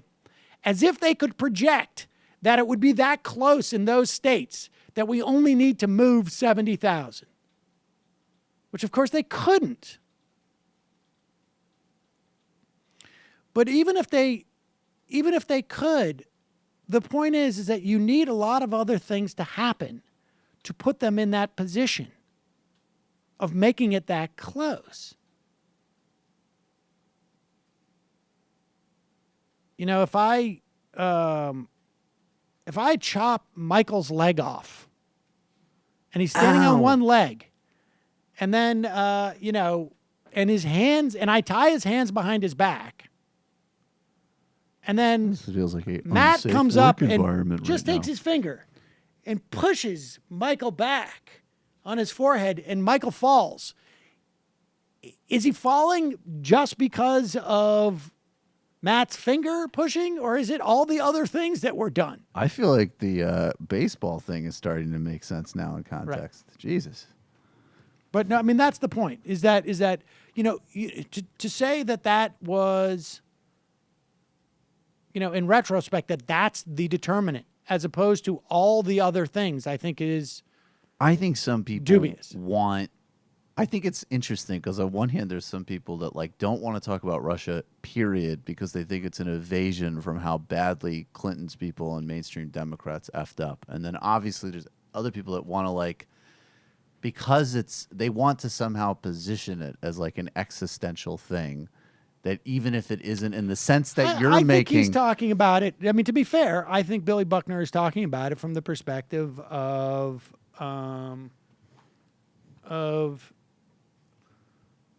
really something foundational. Yeah, I mean, I think, and I think there's something to that. I just, but he was getting caught up on my use of determinant, and I still think that look, it's tough to pull that out. Is it a but for? Yes, perhaps. I mean, if it gets established. Somebody tweeted that classic Monty Python, the argument clinic. Yes, that's sketch. what. That's great. What? That's what? Petrus. Well, actually, I was thinking about the night too. The Monty. Oh, Python. Right. Petrus, time out. Limited liability companies do not shelter the identity of an owner. LLC requires at least 2 members to be publicly registered. If those members are corporations or other legal entities, it can be more difficult to uncover the true ownership of those entities. That's a separate problem. Also, LLCs are not a loophole. Actually, they're the preferred form of ownership of any real estate over about $1 million in value, and almost always are required by lenders as a condition of any loan, as they are considered bankruptcy remote. Having said all this, Trump has been in deep with some shady dudes doing some twisted financial shit for a long time. And as you've said before, Rachel, this is the real story. Trump fears will be exposed. Waters is such a strong political analyst, but I liked his beach titty interviews better. Lauren, in your opinion, who's the best liar in the Trump administration? Well, we were talking about how we think Gorka is actually competent at that. Yeah, I think Gorka's very good at TV spin. I But think he's who's good the at best spin because liar? I don't even think he's lying. I don't think he knows anything enough to lie about. He's That's just what like, makes that's my secret advantage. I wasn't here and didn't want to learn anything. And by happenstance, I happened to literally not be there. That's You're worse than Nick at Night at this point. I think Kellyanne Conway's pretty impressive. Yeah, myself. Kellyanne Conway's a decent liar. Calling from a 6-1. Trump. Yes. I mean, he got as far as he did, you know. Calling from a 610 area code. Who's this? Where are you calling from? Hey, Sam. It's Michael from PA. How are you? Hello, Michael. What's on your mind? I wanted to thank you for that Nancy McClain interview a couple weeks ago. I picked up the book through your affiliate link, and it's one of the best summaries of why the Republican Party is the way it is that I've ever read. There's been some pushback about that. I think it's fairly narrow in some things and fairly academic, but I think it's people that saying that she's mischaracterizing some people's views on race. Yes. Which is wrong. I mean, I don't even think they read the book, to be honest. Like, based on stuff that I've seen, they were very careful in ditching the explicit segregationist talk, after Brown. But yeah, it's still a really interesting book based on the entire funding and the mechanism and the anti-democratic nature of what they're trying to do. Right. And that really links back to that Pence speech you just played, because to me, that is some of the most subtly important stuff that the Republican Party is doing. They point blank lie in their public pronouncements about the effects of their policies. It's not that they have an ideological disagreement with Medicaid. They lie about, we're going to be spending $300 billion more. Right. And, this is going to allow states to take care of this very important program. What they're really doing is slashing it by trillions upon trillions of dollars.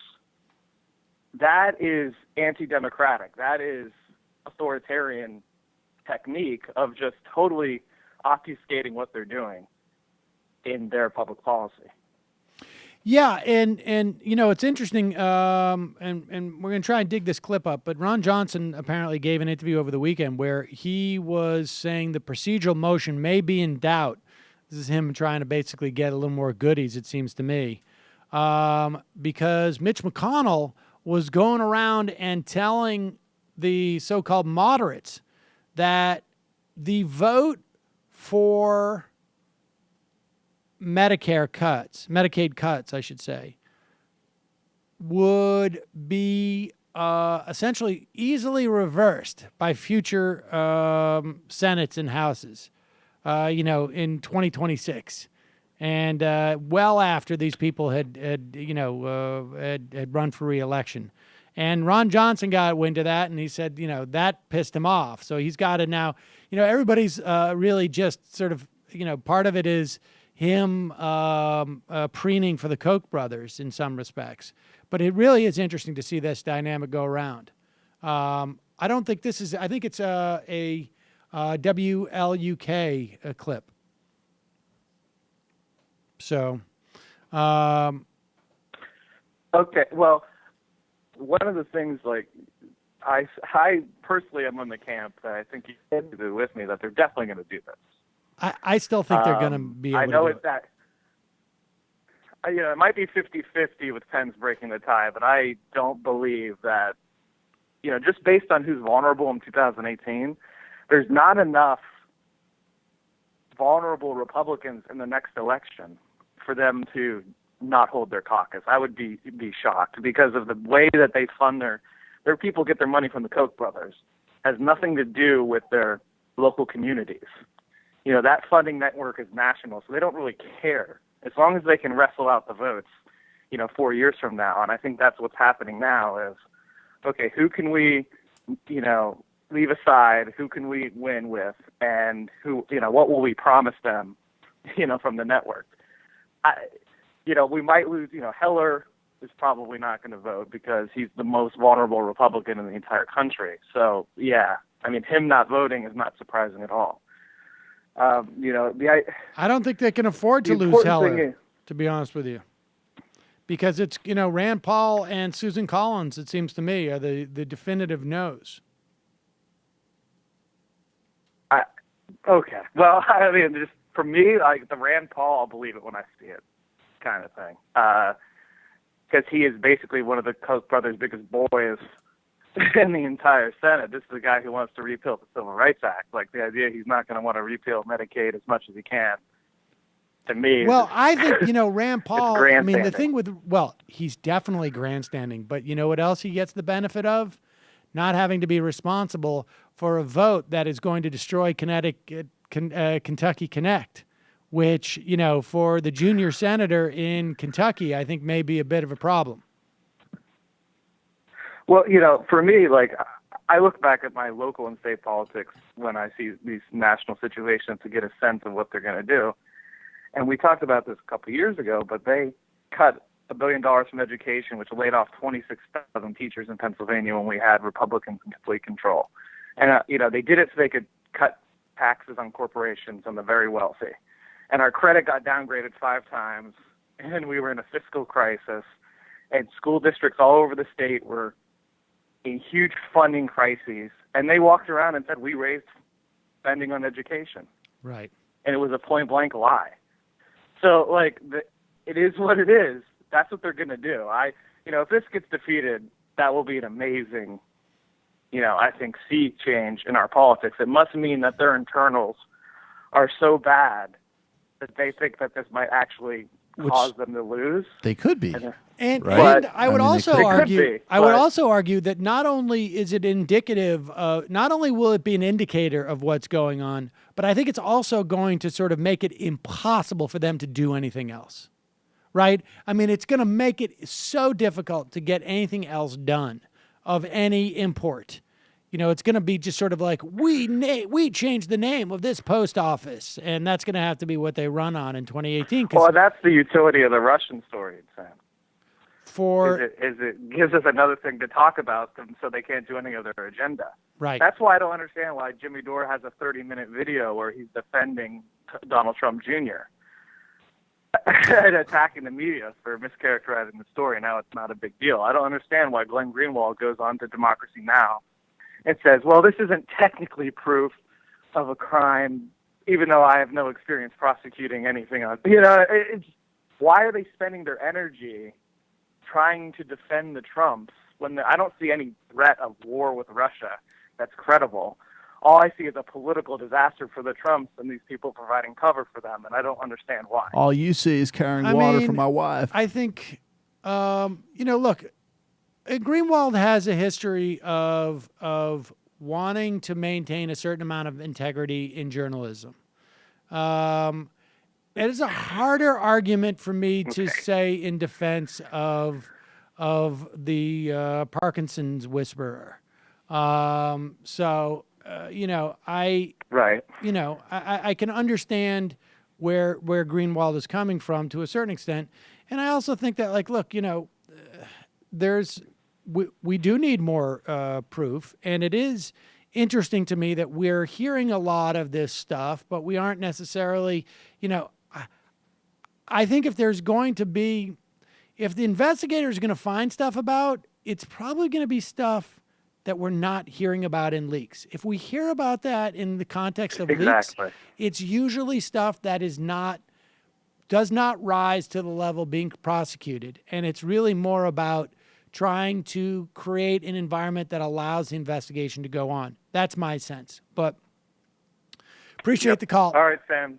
Thanks for taking my call. You have a good one. Bye-bye. You too. Bye.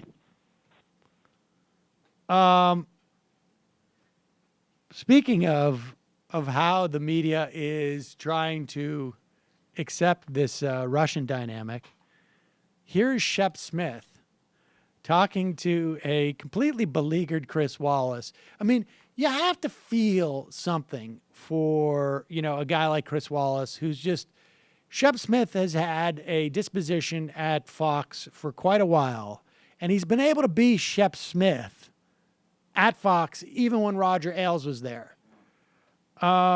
Chris Wallace, he just seems like he doesn't know exactly what he's supposed to be doing at any given point. And I think he's just thinking like, let me just get through the next couple of years so I have somewhere to go, every day. Here he is. We've been told a variety of stories. We've gotten, and who knows if we've gotten to the end of the story. We thought we got to the end of the story with the emails. I now know we haven't, because there's news breaking at this moment, Chris. Okay. Fox News can now confirm. Pause it. Now, this is funny. So Chris Wallace is trying to say, look, maybe this is the beginning, maybe this is the end. We don't know. Maybe we haven't heard everything. I mean, Shep Smith is bringing up a good point, which is like, how can you believe anything they say about this meeting, or really anything, with the amount of lies that they have dished out just about this meeting alone? It didn't happen. It did happen. There was just a couple of us there. There was not a couple of us there. It was about adoption. It wasn't just about adoption. It was just an email I got. It involved phone calls and other coordinating and plan. I mean, it was a one-time thing. It's not illegal. I mean, just a number of lies, right? But here is Shep Smith, sort of like Chris Wallace is just getting sort of basically blindsided. Okay. Fox News can now confirm more. Donald Trump Jr., Jared Kushner, Paul Manafort, the lawyer from Russia, the interpreter, this new guy we found out about today, and a mystery person. John Roberts confirms there was an 8th person in that meeting. We don't know. There may have been more, but there was an 8th. Jared Kushner not me. Filled out his form. I think it's an F-86, saying who he'd met with and what he'd done. Very important stuff. You can go to prison for messing it up, intentionally. He went back and added 100 names and places. None of these people made it. They're still not clean. We're still not clean on this, Chris.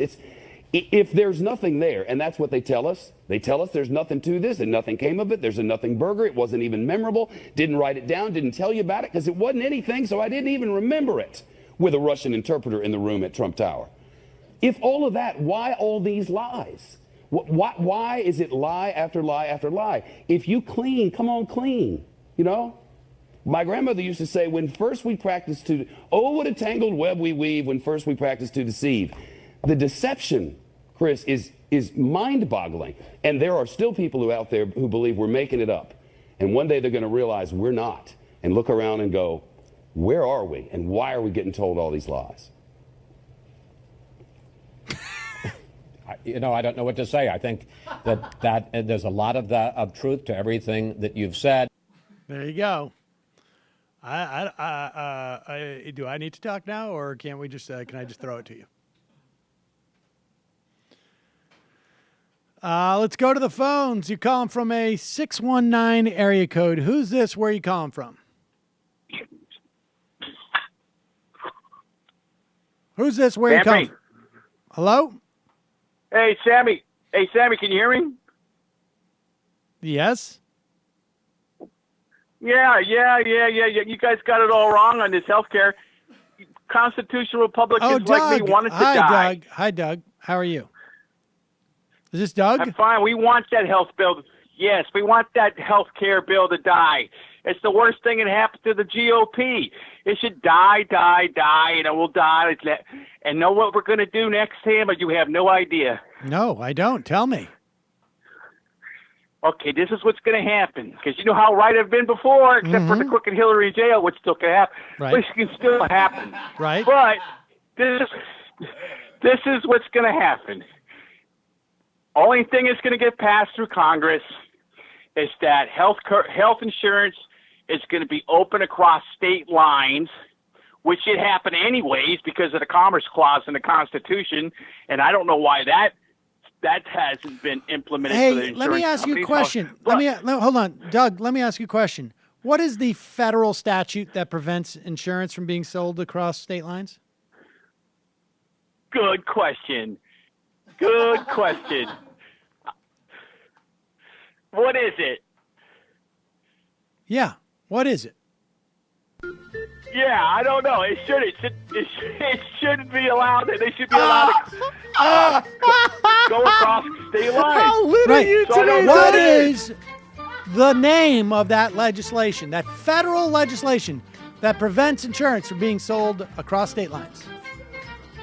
Okay, well, that's a violation of the Commerce Clause, whatever it is. Yes. Whatever it is a violation. I think what you mean And to it say, needs to be appealed. I think, Doug, what you mean to say is, if that were to have existed, you would perceive it as a violation of the Commerce Clause. But are you ready for this, Doug? Exactly. Yes, Doug, are you ready for this? Are you ready? No. There is no federal law that prohibits insurance from being sold across state lines. There's only state regulations that say that outside insurance companies either can or cannot sell there. Exactly. I remember Exactly. Now you remember. Now you remember that this isn't a question at all Yes, of I a recall. constitution, because this is a question of states' rights.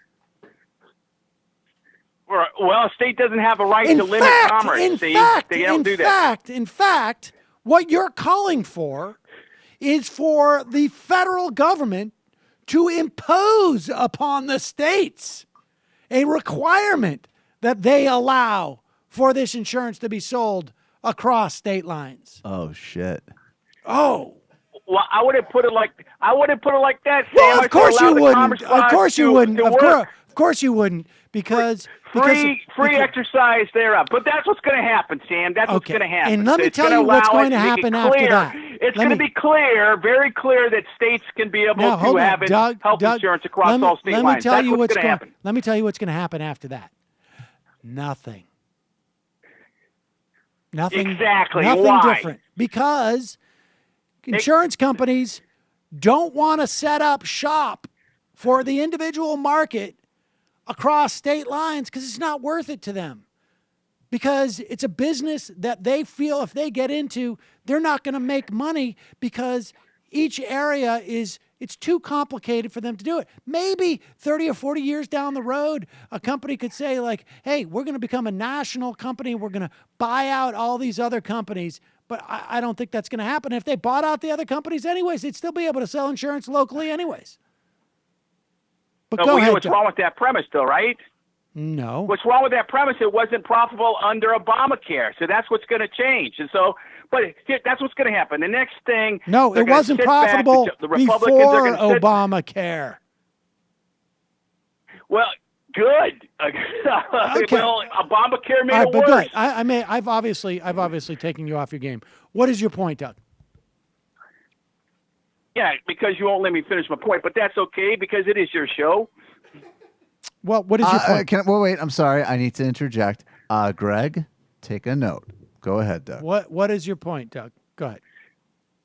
The point. So the you point want this is bill that to fail, they're, and then they're going to let and then they're going to pass a we law want Obamacare to forcing fail. No, states. we want Obamacare to fail and then blame it on the Democrats. We want to blame it on the Democrats. Sit back and watch Chucky squirm and Nancy squirm and Bernie squirm and Hillary squirm, and they all squirm because Obamacare failed and exploded. Now, let me ask you this: why didn't that happen in the first place? Because it was, you know full well, and you better admit to your audience, that Obamacare was designed to fail, to end the private health care insurance companies' profit-for-profit system. They never counted on Trump being elected. Hillary was going to come in and set up single payer. That was the whole. The Democrats could have passed single payer back in 2008, but they didn't do it. They didn't do it when they controlled both houses of Congress and the president. So they didn't do it then because they didn't feel that single payer was too much a socialist system and the Americans couldn't accept it. So, but that's exactly what they want to do. But it didn't happen because Trump's president. And so wait a second. So, and now this is all going to blow up. And you think the Democrats are going to take responsibility, are going to get blamed for Obamacare's failure, right? Are you aware of where Obamacare is failing? Of the states that it's failing? Yes, on many. Many states, many states, Yes, like yes. Tennessee, like Kentucky, Yes, Tennessee, Arizona, Kentucky, Arizona. Arizona, What is and multiple more. Well, what is consistent between all of those states, Doug? What's consistent? Are you going to say that they're red states? They're all controlled by Republican governors. No, What does the governors have to do with it? Oh, okay. They don't have anything to do with their exchanges. It's a total coincidence. Good luck, Doug. Hey. Bye.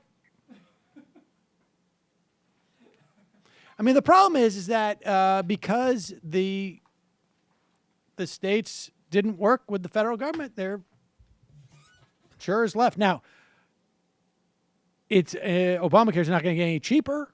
It's not going to get any cheaper for people. It's overpriced. I mean, Obamacare's not overpriced. I mean, the system is problematic in that regard.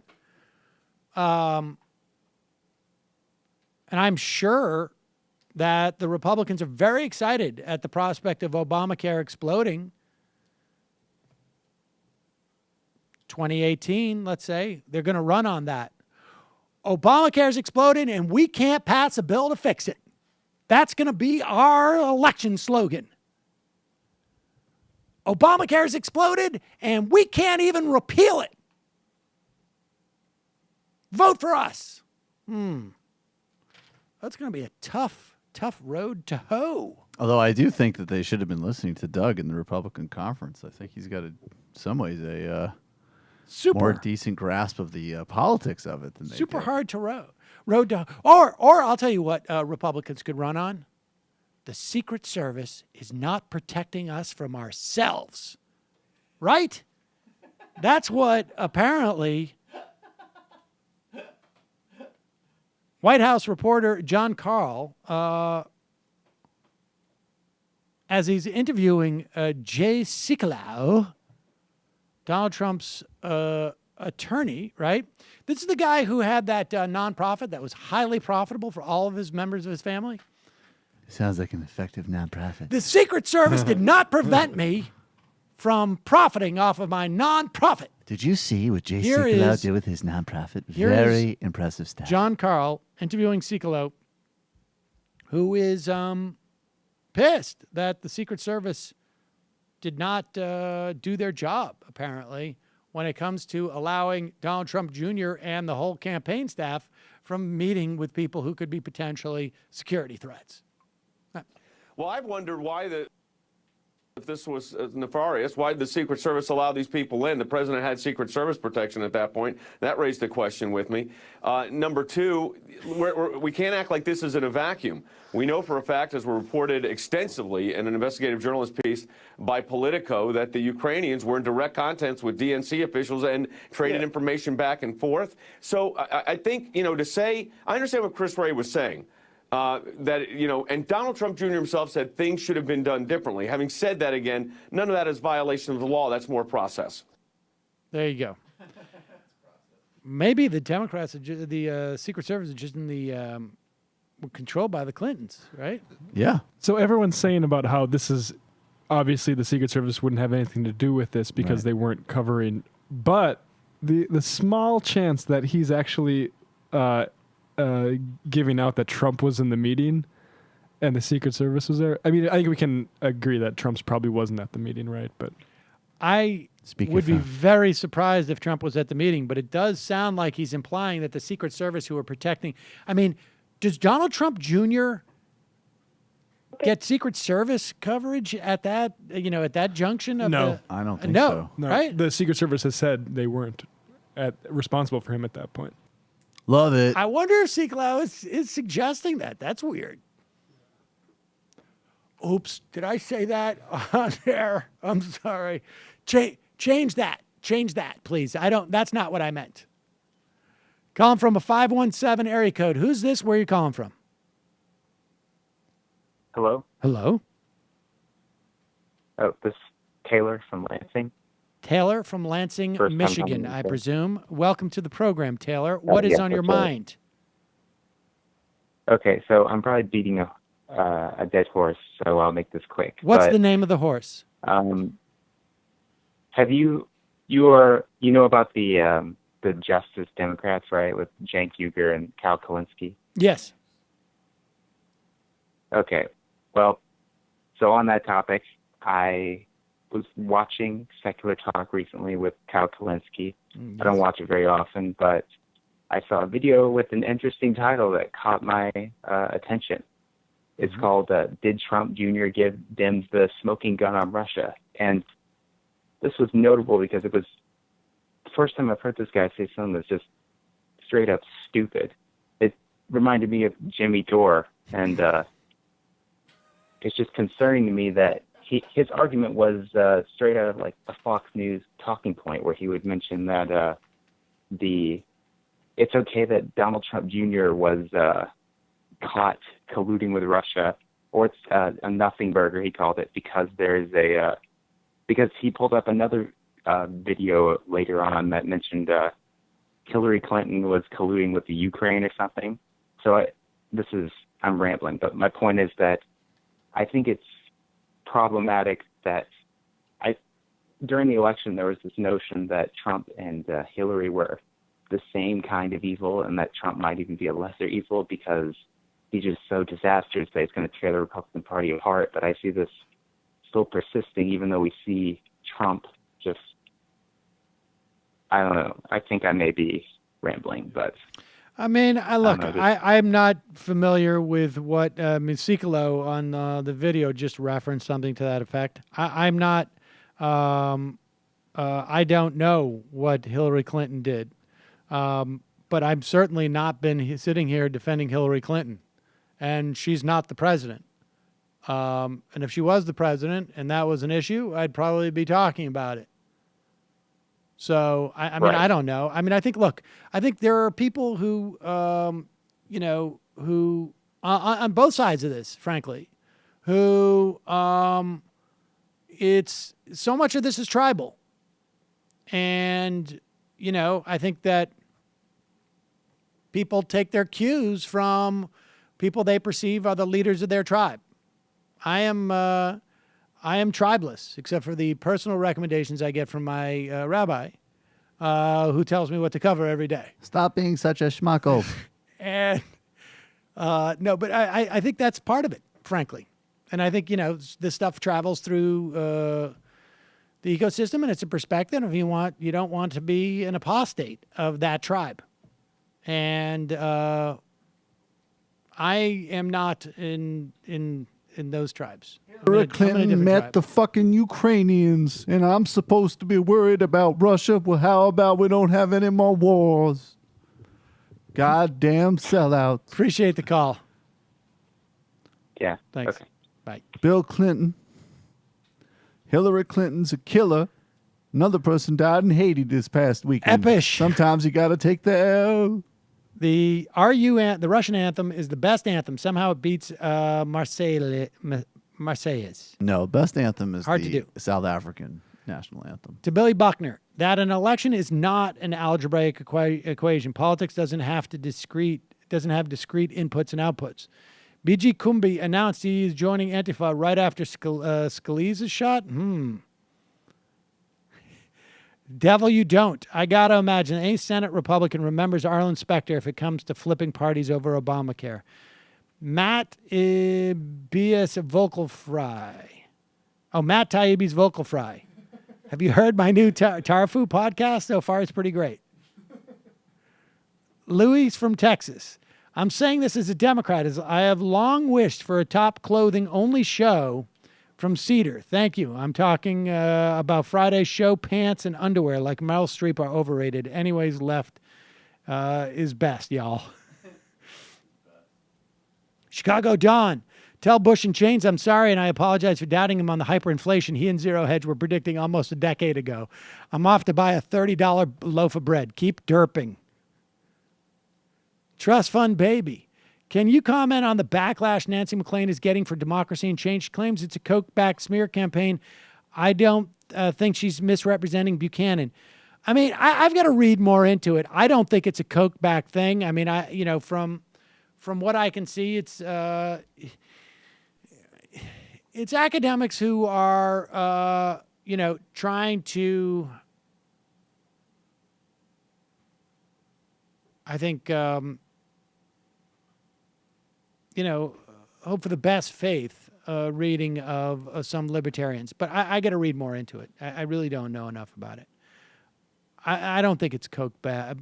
Maybe some of it is. I don't know.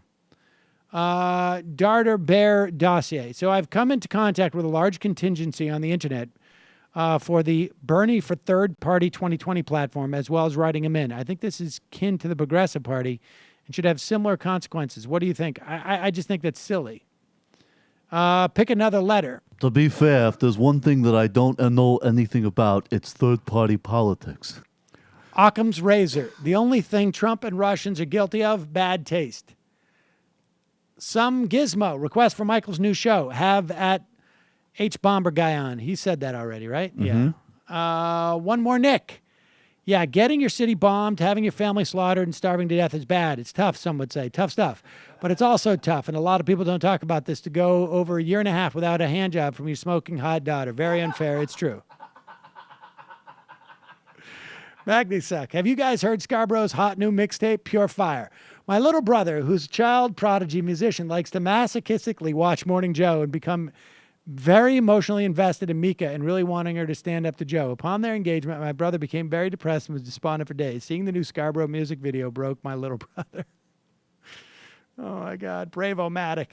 Could be the inability to show up to vote on the Trump Care bill be McCain's greatest legislative contribution since McCain-Feingold and Hillary had slaves. Very possibly.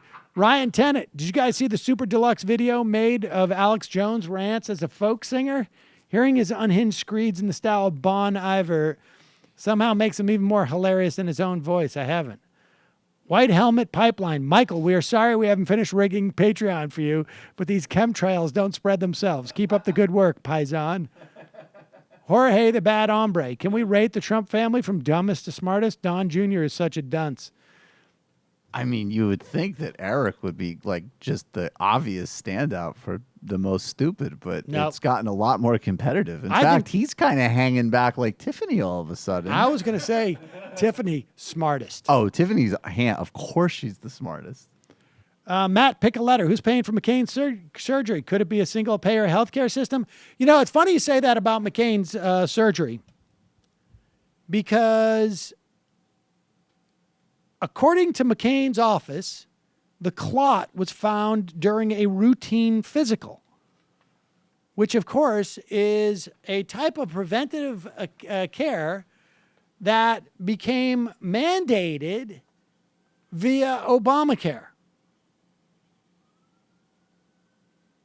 Obama's Medicaid expansions in 30 states had a significant impact on low-income people's ability to access preventative services. One study found that low-income childless adults received 5.5% more preventative services in the past year thanks to the expansion. They found they were 6.5% more likely to have a personal doctor and 11.5% less likely to skip out on needed health care because it was too expensive for them to afford. So, John McCain, form and function coming together. Rusticus, I disagree with the sentiment that you should lay off Jimmy Dore. The bad apples make us all look bad on the left. Embracing them equates us even further with the casual observer. No one has better foreign policy You know that fluency saying- than you know that Jimmy saying- Dore. You know that saying, one bad apple doesn't spoil the whole bunch? But you know that's you disagree with that. that is absolutely, Like literally not true. literally not true. One bad apple actually releases a gas Ew. that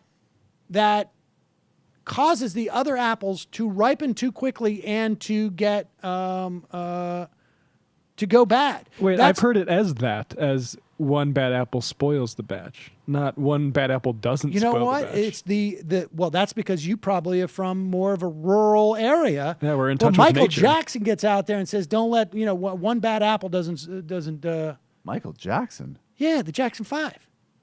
Oh, I don't know that. Go Google Jackson 5 bad apple. Oh. I'm pretty sure. Maybe I'm making this whole thing It was up. put out by the Maybe bad maybe apple I'm having interests. I'm having some type of. Yeah, play it. Is this the first time Jackson 5 is...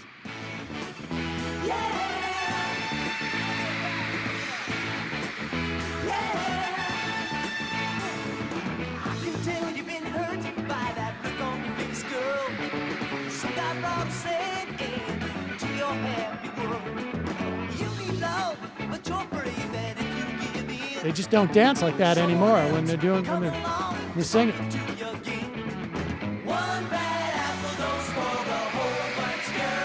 Oh, damn. There it is.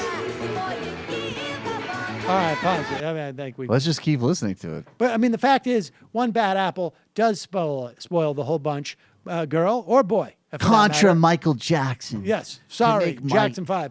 And so... It's a lie. And Jimmy Dore's a problem. Hello. All right. So, Chris Hayes, in the course of spreading his neoliberal agenda... Notorious mega sellout Chris Hayes. Had on Representative Leonard Lance from New Jersey. And, you know, you're starting to see a certain amount of hedging on behalf of Republicans. Now, look, the guy's going to show up. He's going to go in studio on MSNBC. He's a bit of an outlier in the Republican Party.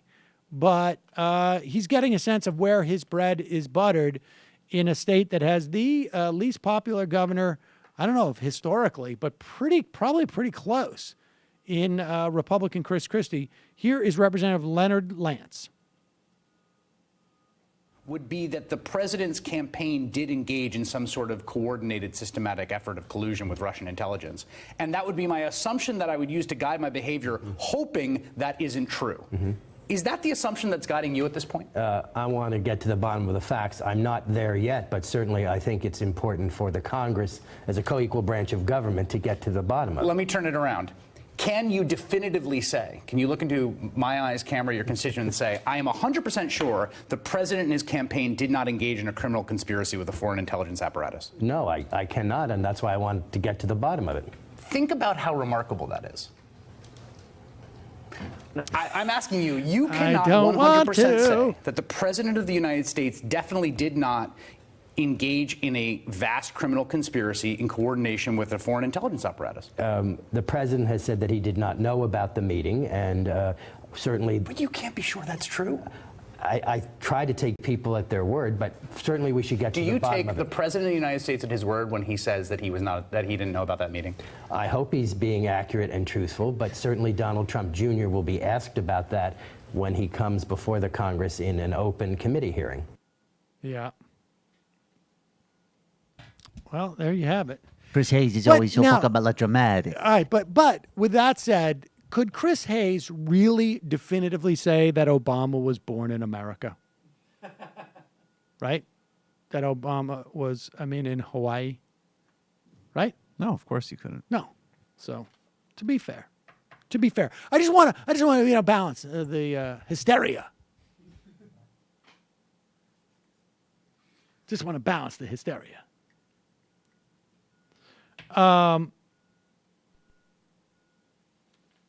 So Susan Collins was on with Jake Tapper this weekend.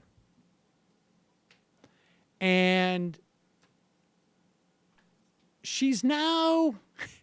What's interesting about Susan Collins, making a call for this is that the idea that... it feels to me... Well, let's listen to Susan Collins. She's talking about healthcare. I don't want to overstate this, but it feels to me this is a backing off of her position a little bit, right? She won't vote for this bill. It is horrible, but we need hearings. Go ahead.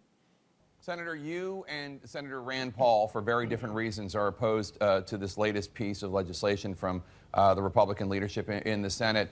Republicans, as you know, can't afford to lose any more votes from the Republican conference on this. Do you think that the bill will pass, or do you think there are enough other wavering Republicans that it will not? There are about 8 to 10 Republican senators who have serious concerns about this bill. And so at the end of the day, I don't know whether it will pass, but I do know this.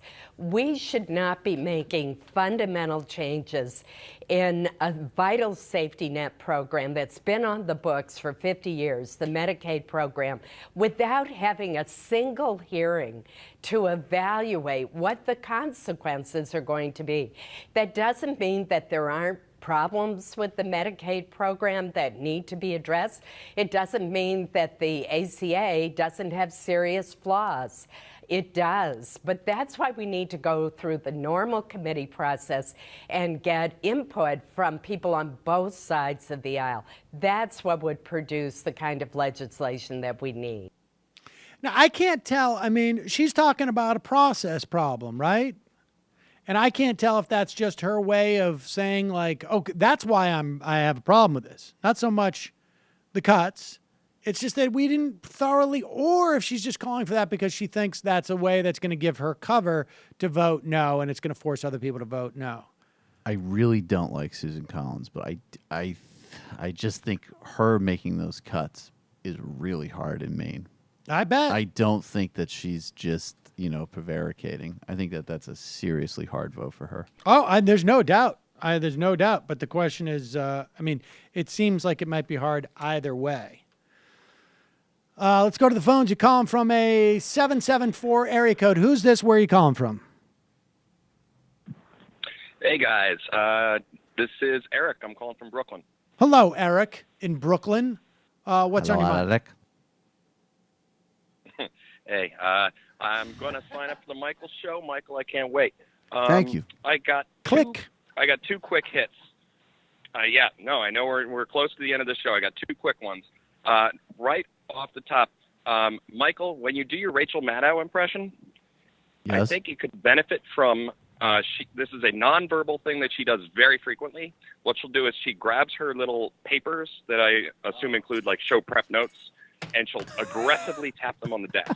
Sam's doing it. And she'll do this, and it totally comes through in the mics, and it's this little tap, tap, tap that it kind of implies her intelligence or something, that she's holding up these papers and notes. I don't. She does it a lot, and it comes through on the audio a lot. I got to be fair about that affectation. It is. I have to say that it's almost impossible to work with papers in front of you over an extended period of time and not do that. Let me tell you something. She does it with a lot of percussive intention, and one of the sort of segment throws that they use is also a little like flip, flip, flip. Well, you know what? Sound. Now that so I'm pretty sure they use that as a segment throw. That was something from radio that she had on her old radio show. As Sam spins for MSNBC, well, they still use it. Let me just say, on the Michael Brooks show, I'm having to run interference. Way less MSNBC shilling. I'm trying to run interference for her. Yes, you are. This is Rachel Okay, Maddow. okay. Interference. Second thing. Second thing. All right, second thing. I'm going to try to be quick here. Doug is completely misinterpreting the Commerce Clause.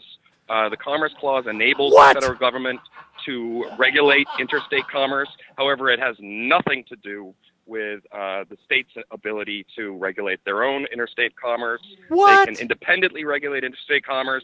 The federal government has the power to supersede them, so it chooses.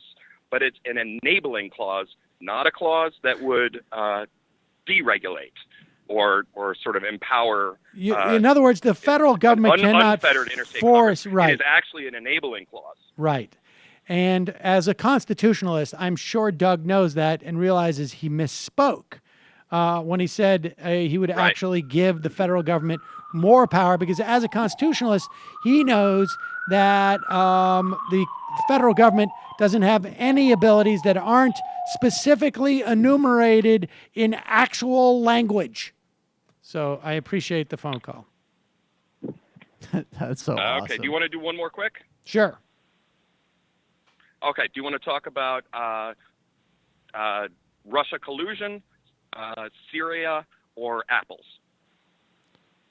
Me personally, apples, but you do what you want. I know you want to talk about apples.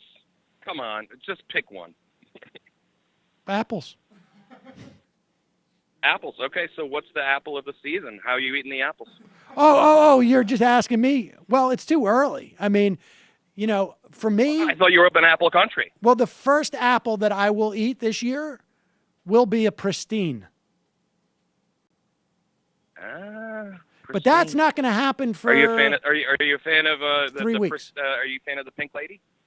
Yeah, it's okay. I mean, I hope the Pink Lady, you know, ends up, you know, sort of knocking. You know, I think it's basically knock delicious. You know, as like really Gala is going to be the new delicious apple, where you see it everywhere, which is I think like a leap forward for apples. You knew that Pink you Lady could is good. have avoided this, sir. Pink Lady is good. I mean, it's good. I really wish to. I You knew I offered had it to up. throw it in there, and I was hoping he wouldn't take the bait. Apples. All right, if you got something good, well, no, forget it. You blew it. All right, bye. No. Calling from a 403 area code. Who's this? Where are you calling from? Hey, it's your friendly Canadian neighbor, Tom from Canada. How you guys doing there, buds? Doing well. How are you, Tom? Good. I wanted to call in to talk about the whole healthcare debate that I've been watching you guys doing down there. And just wanted to let all you friendly Americans know that once you have single payer, you ain't ever going back. You got to get it. Most industrialized stations are doing it. Whenever I go to the hospital, there's no problem. You go in, you get health care, you're out, no bill. It's all good. And let me ask you this. How much is George Soros paying you to call into this program? George Soros sent me $5, but I actually declined and wanted to go on my own accord. So, yeah, and you kept the $5, which of course we all know is worth probably closer to $6.10 up there, right? this is true with the exchange rate. This is true. Yeah. Okay. But I'm telling you guys, all those Americans who are like really scared about like socialism or this like communist red regime that's going to come over for a Marxist revolution. Now, don't you have? That's not going to happen. Do you? Is there also if I want to get that Cadillac plan, can I take the Canadian government provided health insurance and then pay extra money to get the Cadillac plan? Nope, you just pay once, there's no one deal, that's it, done, one bill. No BS, no. There's no 97 extra. different there's plans, no, 100 pages you can read But through. I guess what I'm asking you is, are there private plans? Is there still private insurance at all? There is for pharmaceuticals, that is true, but not in terms of just getting the actual like healthcare. We don't have like all of our medications covered. But I'm going to tell it's night and day between what I see what's going on down there with you guys. All right, sold. Appreciate the call. Thanks so much. Good luck. I hope you guys get single care healthcare. Yeah, I think it's probably going to be. I'm hoping by the time I retire, it's going to happen. But of course, I'll be on Medicare at that point. But my kids. Oh, I'm on Medicare. Not my problem. I don't care. It's Sorry. like throwing a rock at my daughter on first base. Lady Cuctress, callers need to stop telling you to just get along with Jimmy Dore. Would actually drag your brand down. The proverb is definitely one bad apple can spoil the whole bunch, though. Okay. Aggressive progressive. Instead of bashing Jimmy Dore, could you talk about the societal benefits of the columns of the great Jonathan Chait? That's my only. I always say I like Jimmy personally, but my only thing is like I think we could even it up a little bit with like Chait attacks and Reed Yes, attacks. I know, but the problem is like we said, this was the problem. Yeah, we right. call it, yeah, I mean, you're specifically right. with Jonathan Chait. Yes. I got to imagine their argument. Also, there's not going to be don't- callers that call in and say, "Hey, I think you agree with more with Jonathan Chait than you disagree with." Share you and Jonathan similar Chait, quibbles about irrelevant things. I mean, the only thing I saw his headline, something about neoliberals being the new criticism on the left. And I got to say, like, when, to the extent that I engage with any of this, like it's just having Tim Black on, and for him, the idea that I'm not covering Seth Rich now for the DNC lawsuit is the defining aspect of me being corporate. You a neoliberal, man. I mean, so I am a little bit, I don't want to read that Jonathan Chait article because, frankly, I don't even want to agree with it. You take the L, Mr. Black. You take the L. White Walker Dragon. Where is the best place in the U.S. to become a teacher, and what happened to Cliff's podcast? I think Cliff is getting that going, is my understanding, and I don't know where the best place to be a That is so teacher is. depressing, actually. Calvin Wow. B.W. The cheat thing. Star Trek, better than Doctor Who. Whoa. Partially informed. With all this talk of socialized medicine, especially with people bringing up the success of the NHS, how good can the NHS be if they haven't had a female doctor until this year? What? Doctor Who. Government skeptic. Oh. I think there are two important lessons for us to learn from Labor's last campaign. Labor had the advantage of running on their manifesto. I think it would be very beneficial for Dems to put forward a platform that can unite the disparate factions of our coalition, positively campaign for concrete policies. Also makes it easier for us to pressure the party. Also, Corbyn and others have done a great job in branding Tory and Blairite policies as neoliberal and austerity. That branding is given a simple negative message to rally around that fights ideologies from the center to the right. Nurse Who. Doctorate degrees in time travel are traditionally led by males. Male is best. The Crispy Taco. Has Waters had work done? He looks like he's made out of plastic.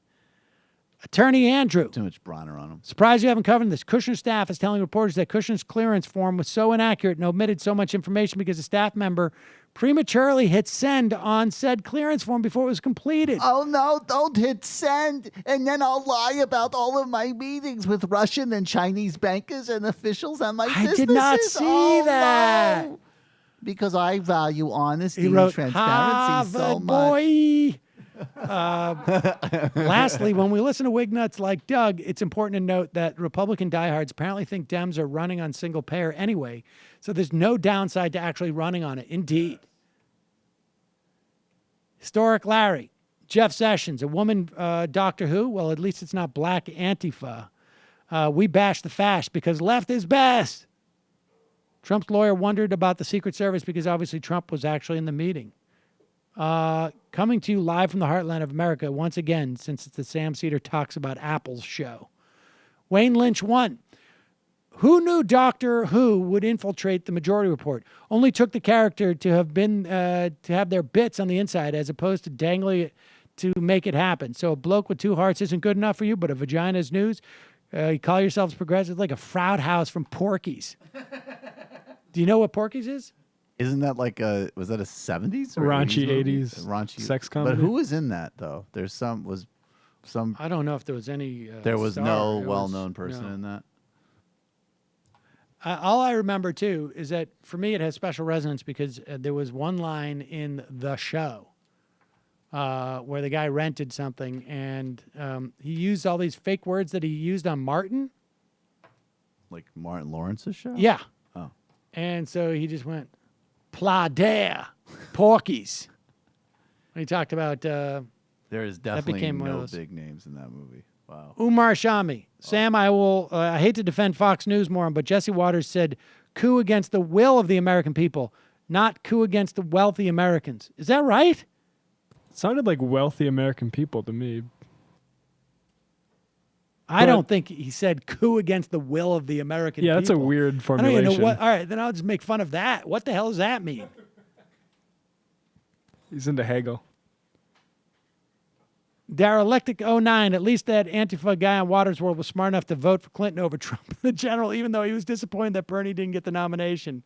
Isn't that great that even the troll guy still manages to somehow get out of Dumb Dumb Left territory on a Jesse Waters troll hit for a fake Antifa? Producer Lauren, yearning for the good old days when Jesse Waters would harass female journalists while they were on vacation, like Amanda Turkle of HuffPo, instead of hosting his own show. She was with Think Progress, I think, at the time. Hugo Ball, thanks for bringing up joining Antifa and becoming a massive celebrity. I handed out bags of pita chips last week with food, not bombs, as a veteran of the movement sorry, misfire. Jason, BG Kumbi is only known on YouTube for trolling PewDiePie. That's what he's done for the last 3 years. His following video is about how PewDiePie can't satisfy his girlfriend and how he wants to F PewDiePie. High standards on Fox Part. I must have bumped my head. You should have someone on from Single Payer in California. Dan really missed a lot in both his articles. A lot of inaccuracies about strategy. A great person would be Professor Pollan from UMass Amherst. Maybe I'll do that.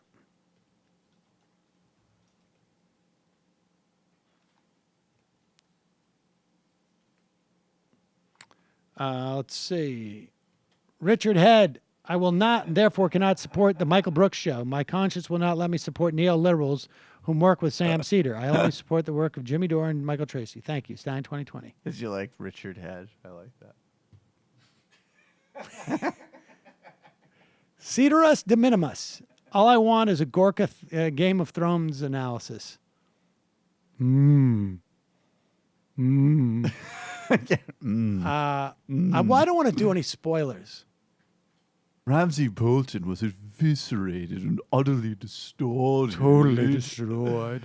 His record was completely misrepresented by the liberal rags. Arya's basically a man because she's an alpha male. I don't know. Oh my God.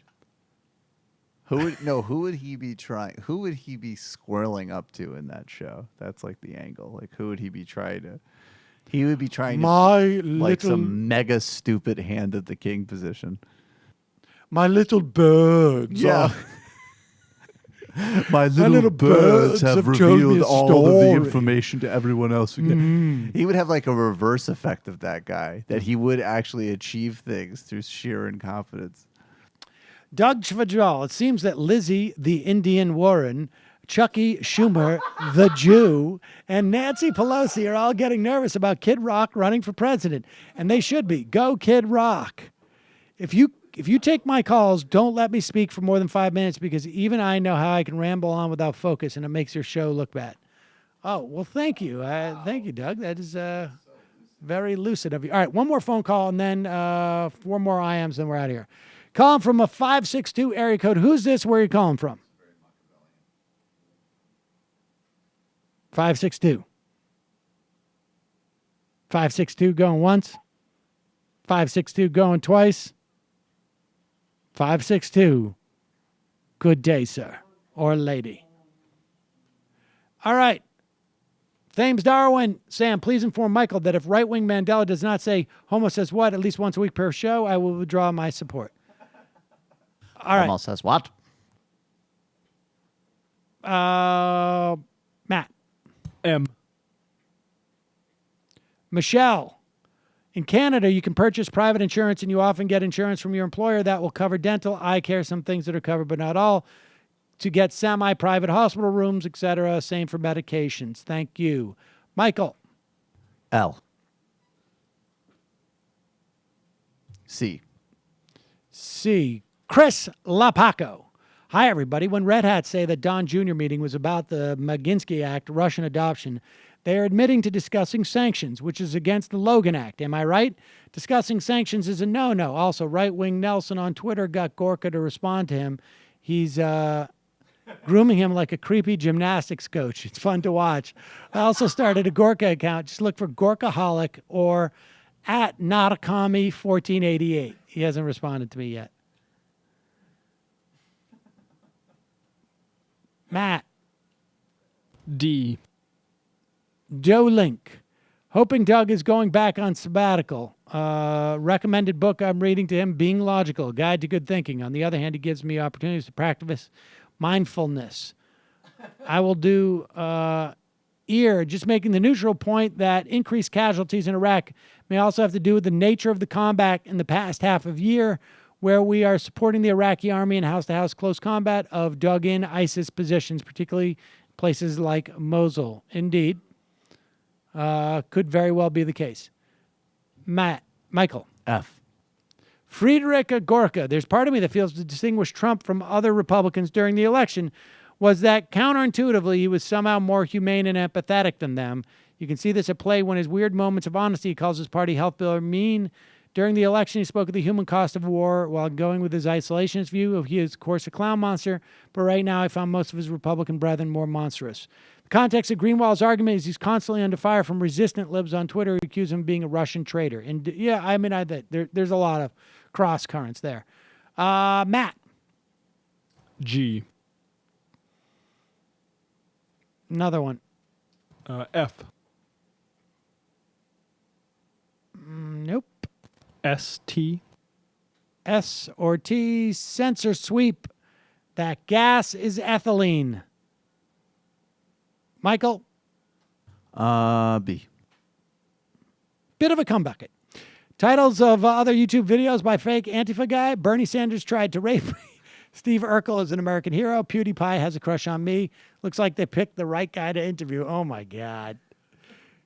And the final I am of the day. Neff. The hitting send excuse is said to be bullshit because there are too many places in the 28-page form that require hitting send for it to hold water. All right, folks. See you tomorrow. It might take all the strength I got to get to where I want, but I know somehow I'm gonna get there. I wasn't looking when I just got caught between the truth and the lie bar, but finding out won't make me feel any better. Yeah, I know the clock is ticking, but the meds are gonna kick in, and my power